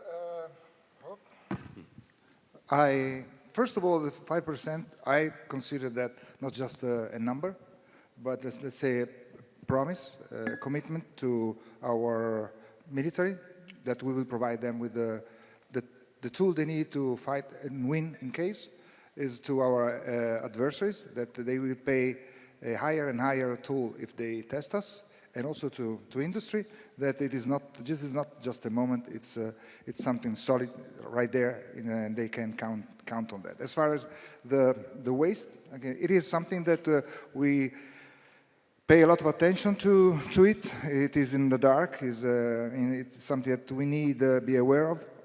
Waste, for example, is when we have 32 system or platform different, not interoperable. When waste is when prestige prevail over readiness. Waste is when we sign a check and all the stuff, support, munitions, enablers of a platform are late. These are waste that we need to be aware of, we and the industry. And as far as consensus, that's that's the challenge. But I'll tell you what. First of all, this is the right tool. The military committee, I mean, it's the right tool where the right part of NATO in which we have. It happens that one morning we got into the meeting room with 32 different position or opinion or whatever, but we come out with only one. That's something that it is the guarantee that we as military committee provide really a military advice unfettered. I mean, you know, government changes, Chief of Defense changes, Chair of the Military Committee changes, but the threat is right there. It is evolving, but it's right there. It's our reference point to come up with a good, professional, unfettered advice, which overlasts all the governments, I think, and that's the guarantee also for the industry that something stable. So at this point, it is a commitment. It is not the moment, as I told you. Our demand is something right there. It is a trajectory we are on, and we want the industry to jump on it. I mean, no more behind the scene, but step on the stage and sing and play with us, because deterrence is something we build together. And indeed, it is really a story about industry in sync with government, with NATO working together, and doing so at speed. Now, speed, Admiral, is really a word that I've heard you talk about a lot in the past. And I've heard you define time as really being the main battle space. Could you perhaps give us a sense about what you actually mean by this, and how do we actually ensure that speed is delivered? Yep. Speed, time, velocity are the three words that are most recurrent from this morning on. Right.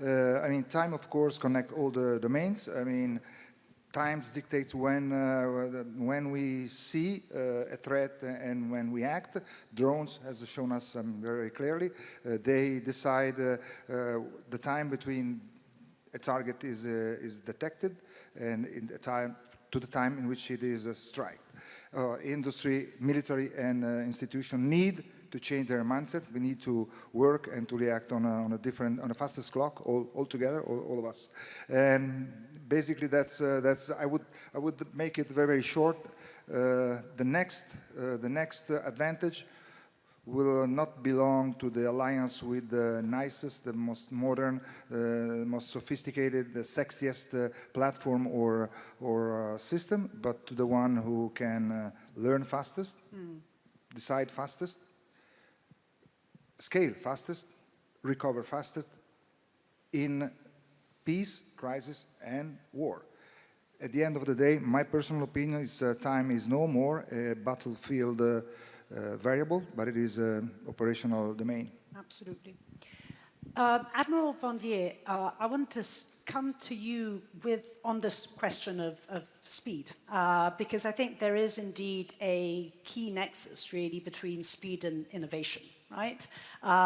We will innovate the fastest if we are faster in actually changing constantly our models and constantly questioning ourselves. Could you talk to us a little bit about how you actually see that relationship between speed and innovation?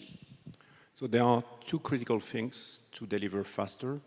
One is being done today. It's what we call the aggregated demand.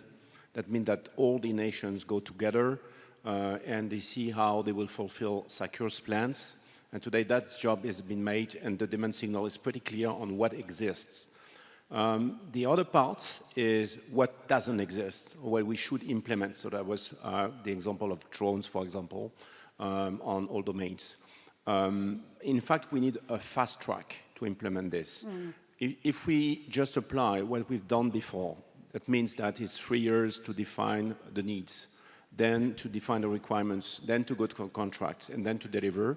That makes roughly a 6 to 7 years cycle, which is the obsolescence of the technology we are speaking about. New LLMs, they go, you have a new one each 4 months. The updates of the drones, it's a weekly update. Yeah. So if we are not able to have contracts that are at that pace, in fact, we will have a technological debt.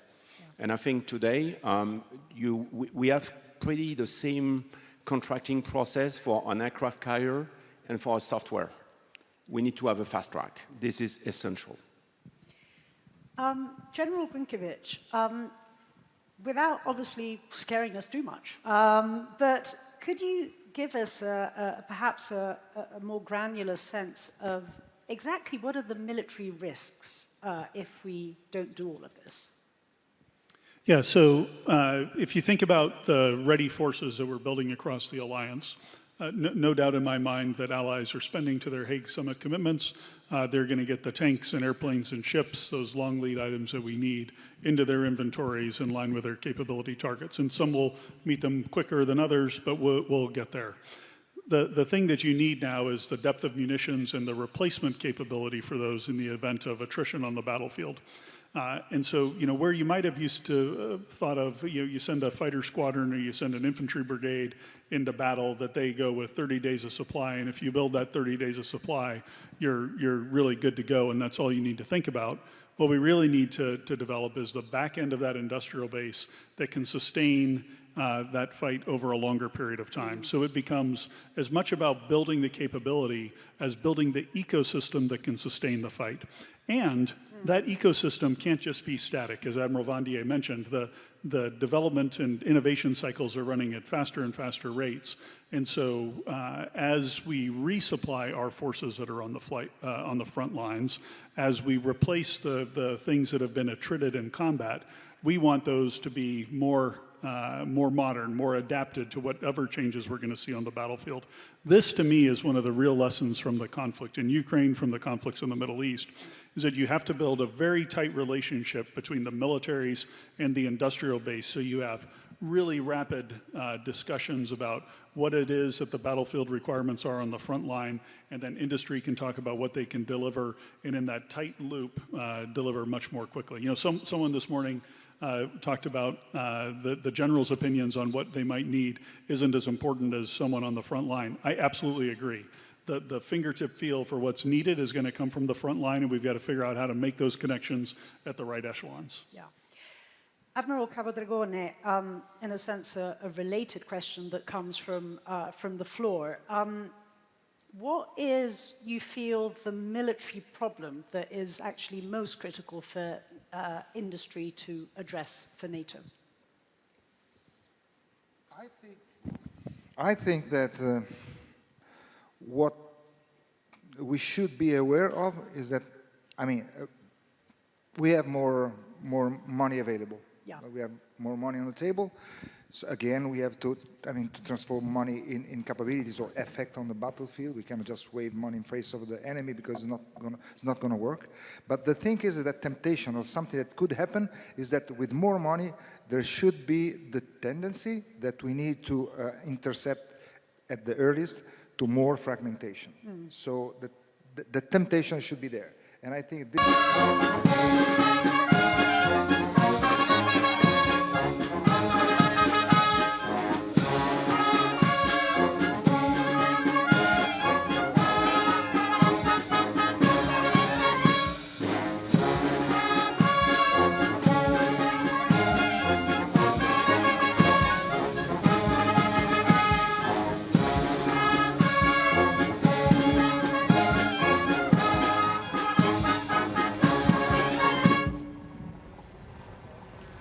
Sağ duruş.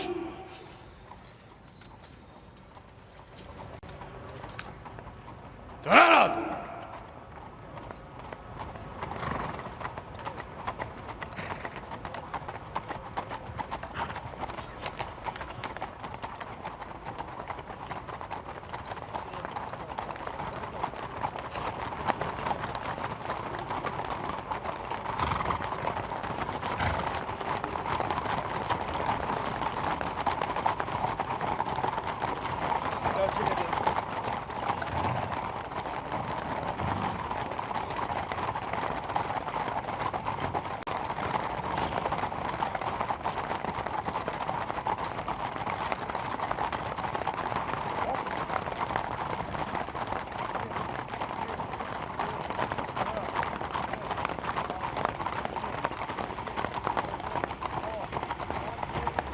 Noktası. Selam. Dur!